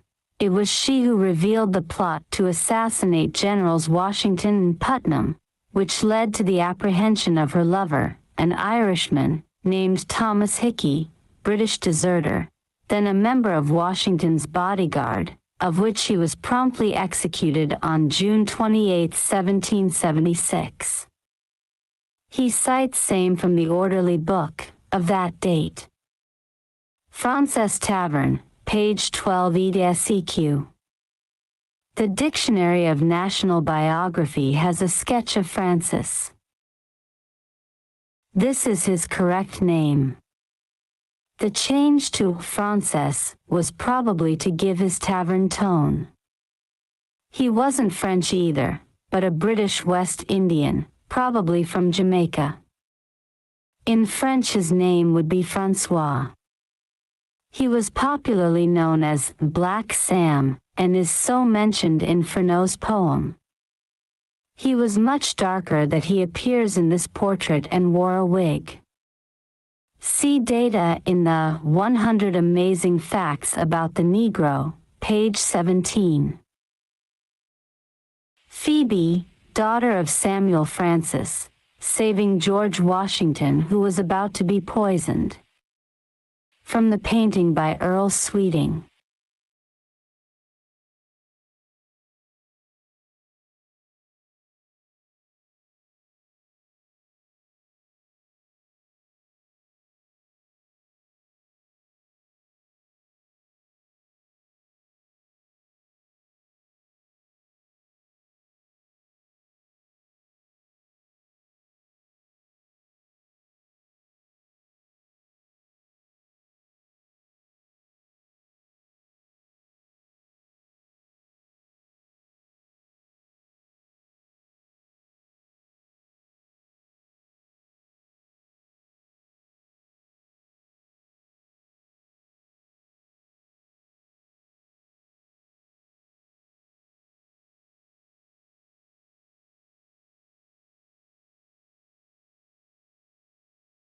Yeah, let me ask y'all something.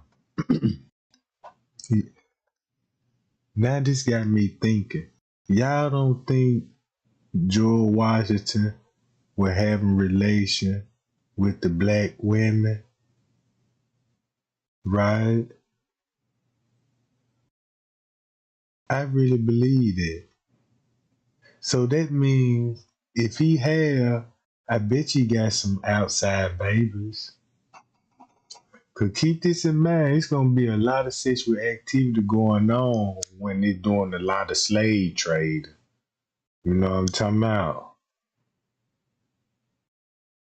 So, cause I know in America they had slave white women, and the black men were pimping them. You see what I'm saying? That broke that down, and that's all this in the Bible too. Once you read about it, all right, check this out. So think about all the presidents, because you know most of them were slave owners. And you know what I'm saying? Think about it, were mostly slave owners and masons in the office, right? Just like I got some tea on Barack Obama, Bill Clinton, George Bush. You know what I'm talking about? Oh yeah. Barack Obama. Man, look, y'all. Barack Obama, he ain't cool at all. He worse than these folks. He just do it with a smile on his face. I hate to say that if you ain't educated up on him. I know to you that might be your first black president. Hmm. According to these documents, these high class documents I got over there. Yeah, let me man, let's show some of these, you know, time out. Cause cause in cause look, check this out, y'all. Y'all know Queen Elizabeth. They gonna show y'all Queen Elizabeth, the lady, the white queen, but they ain't gonna show you the black kings and the black queens. They ain't gonna show you them. They just like they ain't gonna show you the black elite family. See, now y'all know it's a black family out here got more power than what y'all think. You see what I'm talking about? These people got more power. You know what I'm saying? You'll never know what you will see once you pull the curtains back. You see what I'm talking about? And see what's behind the curtain. And you will be surprised. They just say like, if you go on the internet and look up who the richest person in the world,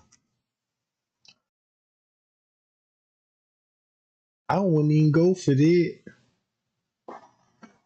Cause check this out. The people that rich as fuck, they ain't listed. You see what I'm talking about? They ain't no part of this. Some people don't even know how much money they got. You know what I'm talking about? Some people just don't know how to measure their money. But in property or what? You can have $1 million. That ain't nothing. $1 million. That's nothing with money. But if you got property that's worth a couple of million, just imagine you got property that's worth $1 billion. See what I'm talking about? All right, check this out, gang.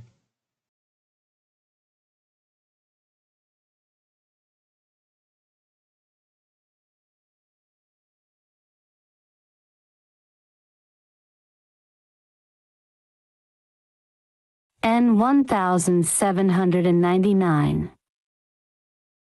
9. 16 years later, an undeclared war, known as the Quasi-War, broke out between America and her former ally, France, principally over America's commercial relations with Toussaint Louverture.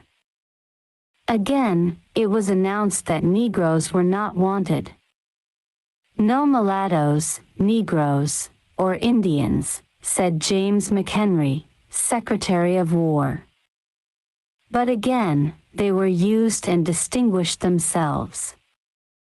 1. Jack Groves of Portland, Maine, was one of the heroes of the day. When his ship was captured by the French, and the crew, most of them white, made prisoners, he led them in revolt and took the ship safely to Portland. Rayford W. Logan has given the names of some of the Negroes who distinguished themselves, among them George Diggs, quartermaster of the experiment, and Moses Arms. Hey, I was just reading the chat. Somebody said they better not kidnap you. I'm gonna tell you something. If they kidnap me, they gonna have, look, all hell gonna break loose. Guess what's gonna happen if they do? Check this out. Wherever I'm at, there better not be no female around. Cause the first thing she gonna do, be like, who is that? Who is that nigga over there? And they be like, that's Hung Low. I was like, what? That's Hung Low. Next thing you know, she's sneaking me out on top of her head, and I'm in the basket, goddammit. You see what I'm talking about? Yeah, sneak me out this motherfucker. Yeah, put me in the basket, and she walked out that motherfucker, and I'm on top. I'm telling y'all. Now look, check this out, gang. Armstead and William Brown of the Constellation. Negro History Bulletin, March 1951. Battle, C. Negroes of Rhode Island, page 31, 1892. And how did Negroes benefit from these services and this devotion? Lafayette said on his return to in 1824, I would never have drawn my sword in the cause of freedom of America, could I have conceived that thereby I was founding a land of slavery. Loyal Pub Society number 18, page 14, 1863. The Washington family with William Lee, Wright, Washington's most trusted servant. From the painting by Savage, 1761 to 1817, National Gallery. War of 1812. A third war came in 1812. The issue was over, free trade and sailors' rights. England accused America of trading with Toussaint Louverture, who had driven the French out of Haiti. England, then at war with Napoleon, blockaded the American coast from Maine to Georgia.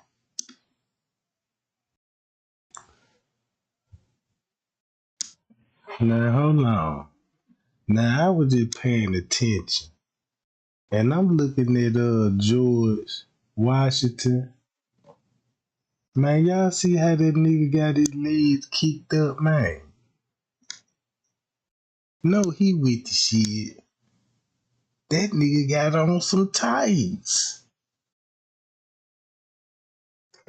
That nigga got on some tights with some go-go boots on. Sweet Jesus.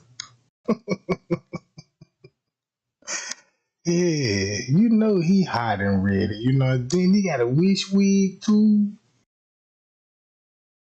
I don't know, it's just something about him, you know what I'm talking about. I got to look more into that, you know what I'm talking about. I'm looking, I'm like, damn, that boy got them hoes crossed up, man.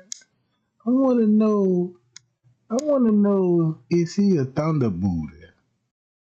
Cause ain't no telling, man. They might, you know what I'm talking about. See, I be looking into that type of shit, cause they try to say Abraham Lincoln was gay. He was busting the boys, you know what I'm talking about. That's what they said. And I'm gonna find out if it's true, you know what I'm talking about. I'm gonna find out, gang. Cause believe me, I got G14 classified high documents. You know what I'm talking about? Y'all see it. I don't even supposed to be leaking this shit out. You know what I'm talking about? Right now, the government getting that money ready to put a hit out on a nigga. You know what I'm talking about? Yeah, how much you got? Yeah, I got about 100,000. Yeah, how much you got? Yeah, I got 2 million right now. They done came up with almost trillions of dollars trying to do me in. You did what I'm talking about? Yeah. Yeah, somebody already tipped me off, you know what I'm talking about? Yeah, when they were throwing the meat, they just didn't know I was in that motherfucker with my wish wig on. You did what I'm talking about? Yeah. Yeah, let me stop, you know what I'm talking about? Let me stop. I said, let me, you know what I'm talking about, rap with the paint out gang, cause you know what I'm talking about? Cause they crazy, you know what I'm talking about? But I check this out, right? But this picture important because you know they got the map right here, right? You know what I'm saying? They got the map. Damn, look how she looking at George Bush. I mean, look how she looking at George Washington.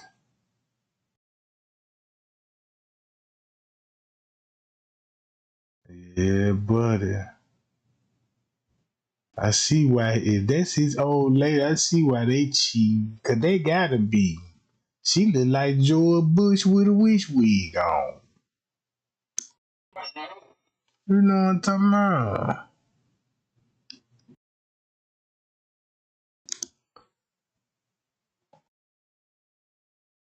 And who is that? I want to know what he would think if this is his son. I want to know what he would think is standing next to his daddy with a wig on. Oh man, you know what? I'm telling y'all, them folk were living in a different world. That you know what I'm talking about. So I'm trying to learn much shit that I can learn. You know what I'm talking about? Cause I'm sick of the lies and the fuckery and shit. Let's get back to it, gang. Georgia. Having defeated Napoleon at sea, she had the ships to spare. Again, the Negroes came into the fight, although their services in the clash with France in 1799, like those in the Revolution, had been practically forgotten. In fact, it was the patriotism of 3 Negro sailors, Martin, Ware, and Strachan, that led most directly to America's declaration of war. The 3, American-born, had been impressed into the British Navy, had deserted, and joined America during the war. The British had boarded their ship, the Chesapeake, and taken them off. In this war there was again the difficulty of getting white men to enlist. Why the British were victorious at sea could be understood, but why also on land, since they were in 1812 engaged in a life and death struggle with Napoleon.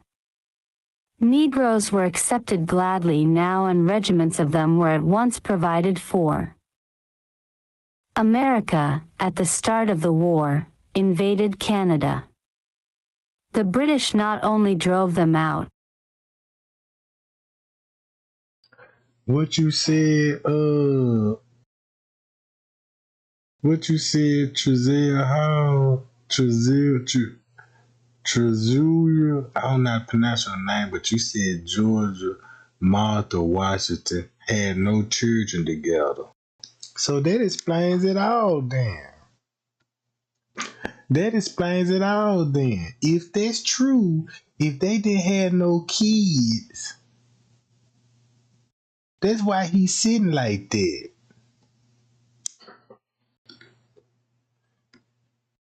Cause he probably be a thunderbooter. You know what I'm talking about? Come on now. You see what I'm talking about? With some leggings on too, with go-go boots. And check this out. He probably ain't even got no. I'm just saying. If he doing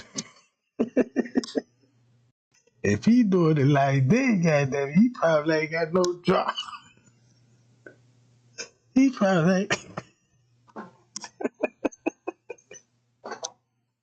he probably ain't got no drawers, no boxer. I'm talking about straight naked cheeks in them jobs. That ain't cool, Jack.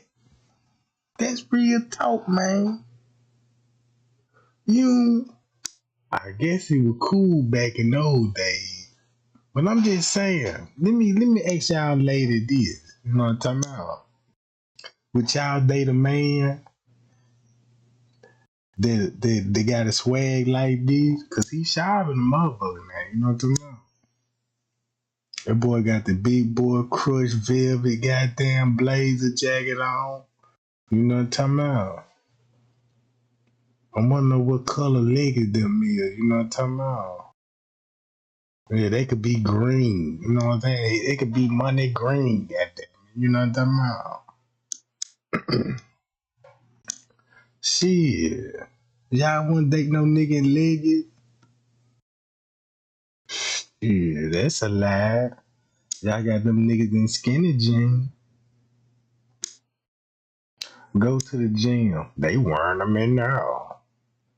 You know what I'm talking about? Showing all thighs and shit. You know what I'm talking about?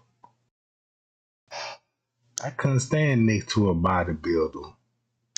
You know what I'm talking about? I know. I stand next to a bodybuilder. Man, come on now, bro. There's just too much going on. You know what I'm talking about?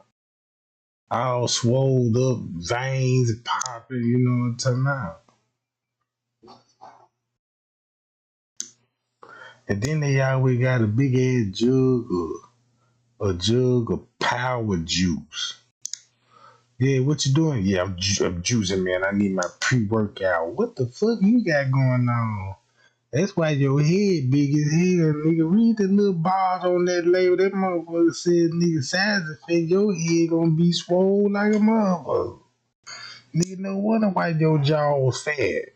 That nigga got some track star legs. I said, damn, nigga, you big at the top. What you gonna do about the legs? I almost got to fight in that subway with a bodybuilder. I'm like, wait a minute, bro. I'm like, you big in the motherfucker. I'm like, yeah, let me see those guns, nigga. You know what I'm talking about? Yeah, he flexing like a motherfucker. I'm like, but what about the legs? He ain't working them up. Yeah,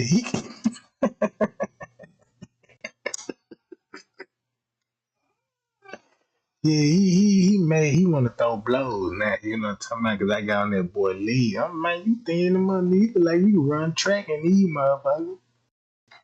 You know what I'm talking about? But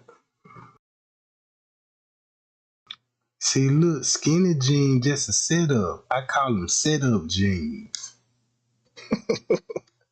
Cause them skinny jeans is setting these niggas ass up. You know what I'm talking about? Real talk. Look what be happening to them niggas in them skinny jeans. Mm-hmm. But I'm gonna let y'all figure it out. Yeah, let's get back to this shit. Out but occupied Detroit and invaded Ohio as far as the Sandusky River. In 1814, after Napoleon was defeated and sent to Elba, England, who now had the troops to spare, continued to win. America's seaborne trade was practically wiped out. On land the British were victorious also. They captured Florida and much of the South. Marching on Washington, they captured it and burnt the White House and other public buildings, including the Capitol, August 24, 1814.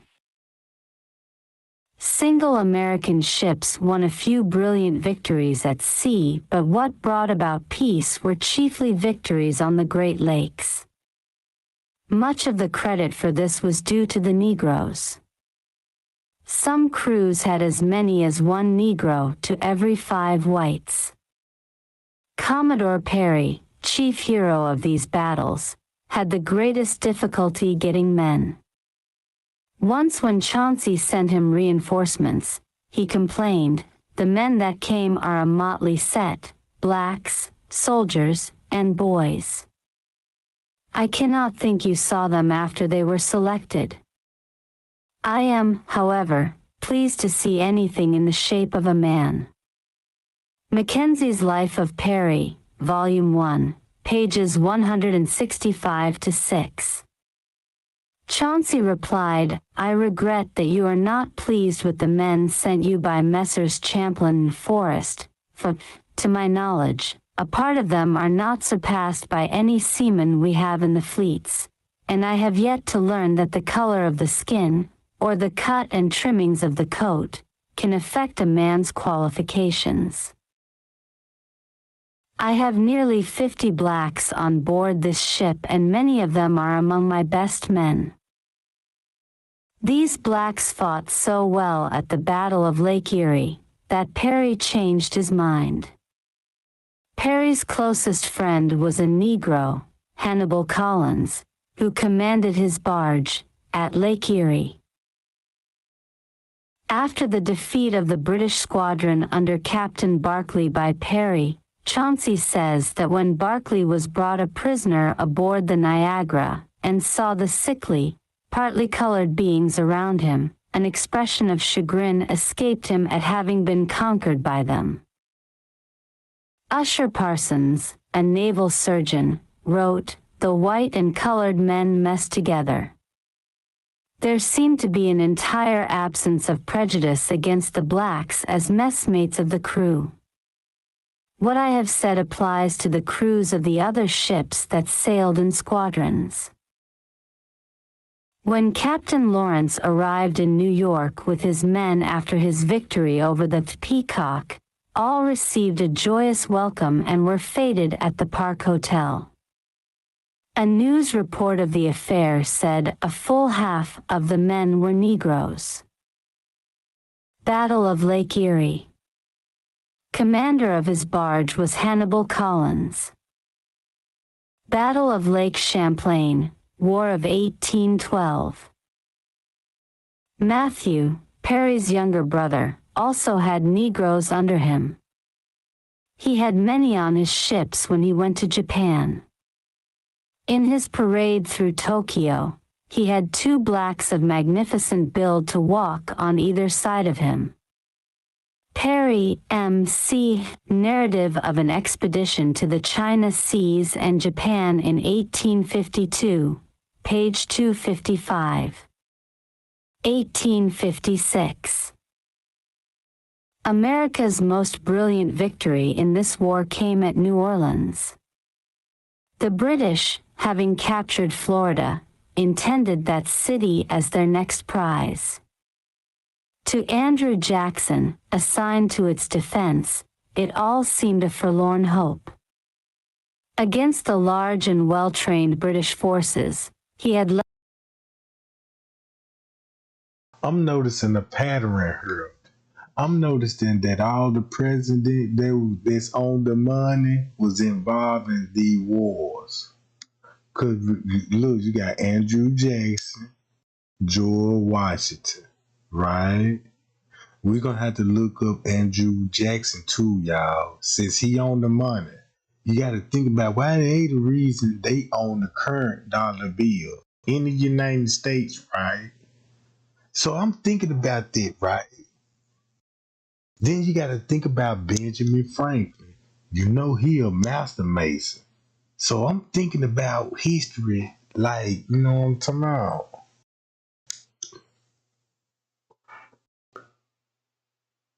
So,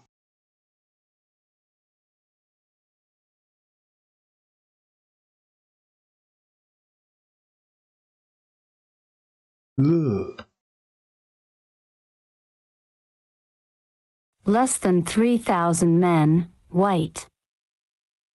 At that time, Negroes outnumbered the whites almost 2 to 1 in the city. They were badly treated, too, and the British, as in 1776, were offering them freedom. British victories in Florida had been much aided by them. Now they seemed the only hope of saving New Orleans. But as in 1776, the whites feared putting arms in their hands. Jackson had no choice, however. In a last desperate effort, September 21, 1814, he appealed to the blacks, thus, through a mistaken policy you have heretofore been deprived of a participation in the glorious struggle for national rights. This no longer shall exist. As sons of freedom, you are now called upon to defend our most estimable blessing. Promising them equality, he added, to every noble-hearted freeman of color volunteering to serve during the present contest.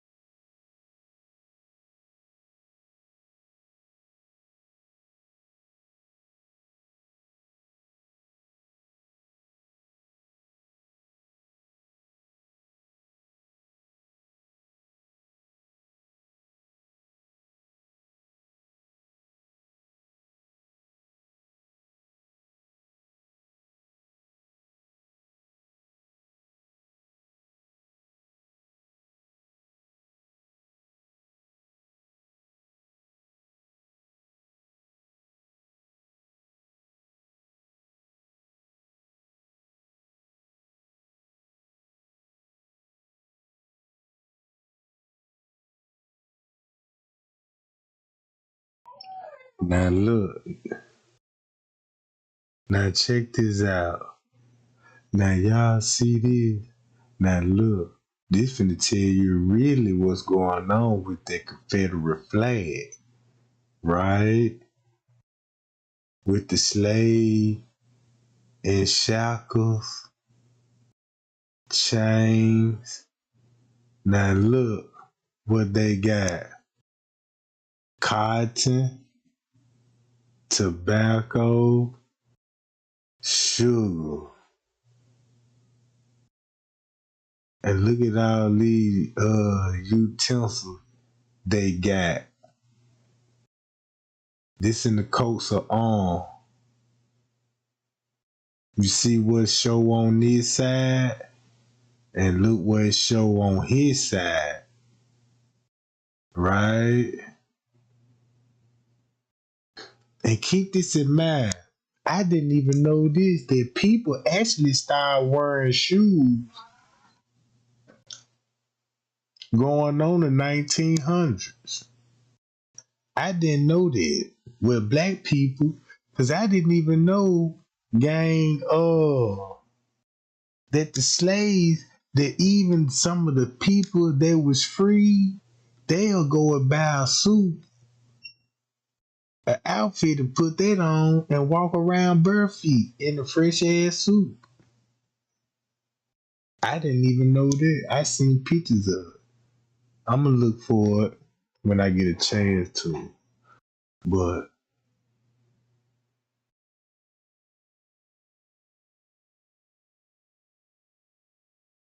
so this be explaining all these pictures. So the white man, the white man already know that the black man will have a relation with the white lady. They already know this is like the white man have a relation with the black lady. You see what I'm talking about? So it just really wasn't no race thing. You see what I'm talking about? It really not even no race thing. When Kanye when Kanye when Kanye made that statement, it was like he don't see racism. I kinda see what he's saying. Cause as I look at this, I really don't see no racism.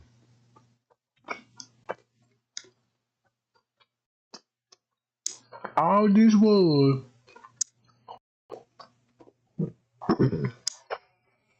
somebody discovered if you make a person a slave and profit off on by trafficking them, that's where the money is.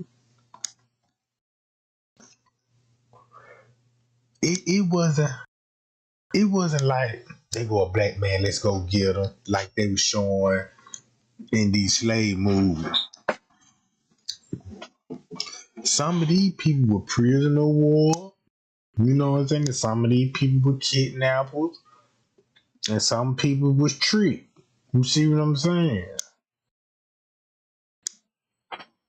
So so what I'm basically saying, everybody would communicate with everybody. If you look at it, the white man doing business with the black man. If you look at it.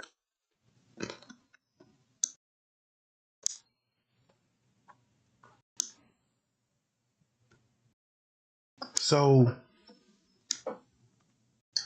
when I read up on things like this, right?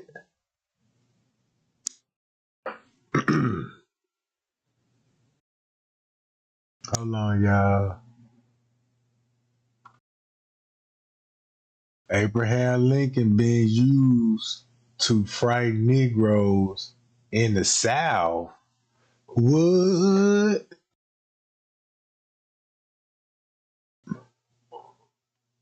Rich Negroes.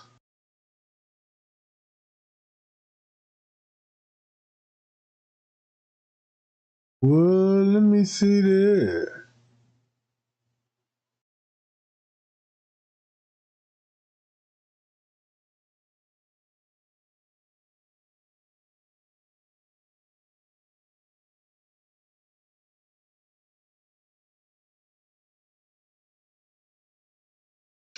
Alright. But look, here go another thing too, gang. Here go another book I'm gonna go over with y'all. I might do this some other time, but I just want to show y'all what I got in my arsenal, right? Man, there's some wild stories in here. Now look, natural nose, no color line. Now y'all know who that is on here. I'ma tell y'all who that is.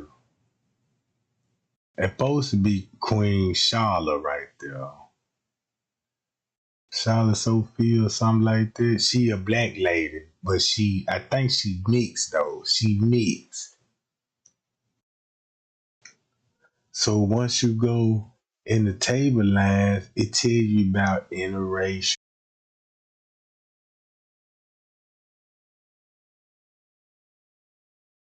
Damn.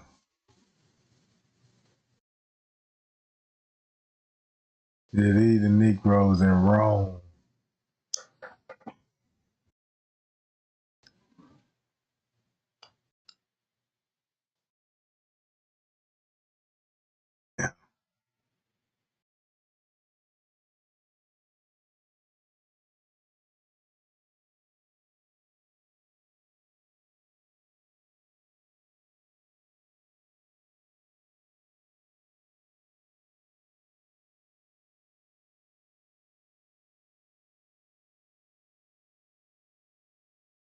Like, here we go, y'all.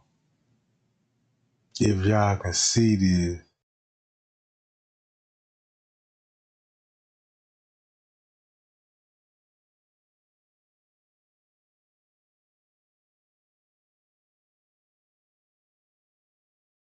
Now look, if y'all can see this shit. Like, right, I'm trying to blow it up so y'all can see. It won't let me show it like that. Now, this all race mixing, right? These what the people gonna be looking like. They gonna show you who was in the land, who was doing who. They got little statues of this shit. Hold on. Hold up. Scroll. All right. Like right up in here, right? They showing you by the race. Like this what it'll come out if you breed with other races. You see what I'm saying? Cause when you think about the hair, look at the facial features, right? Then when they come, you know what I'm saying, like the little hair and all this, right?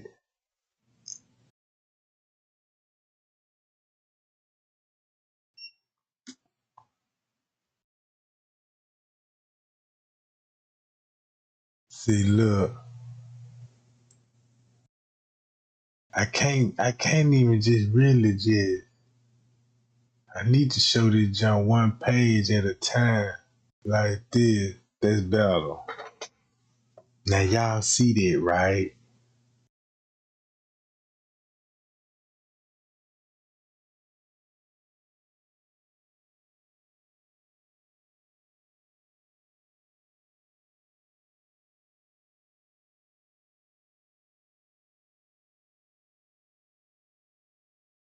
And you can read, and they'll tell you their story.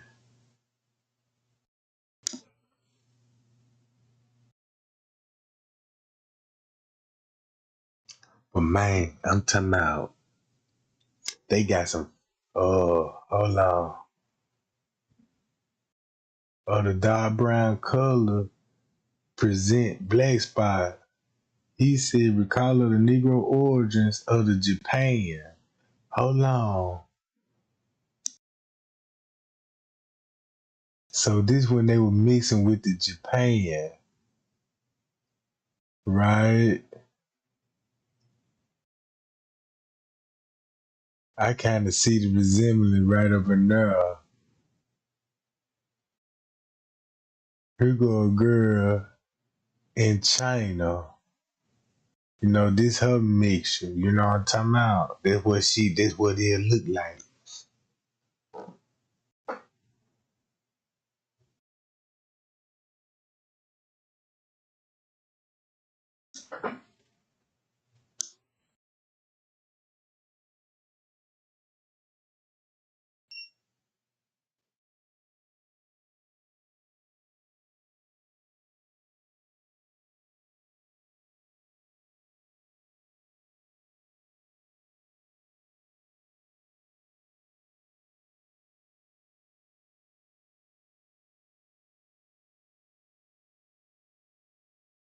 Now look,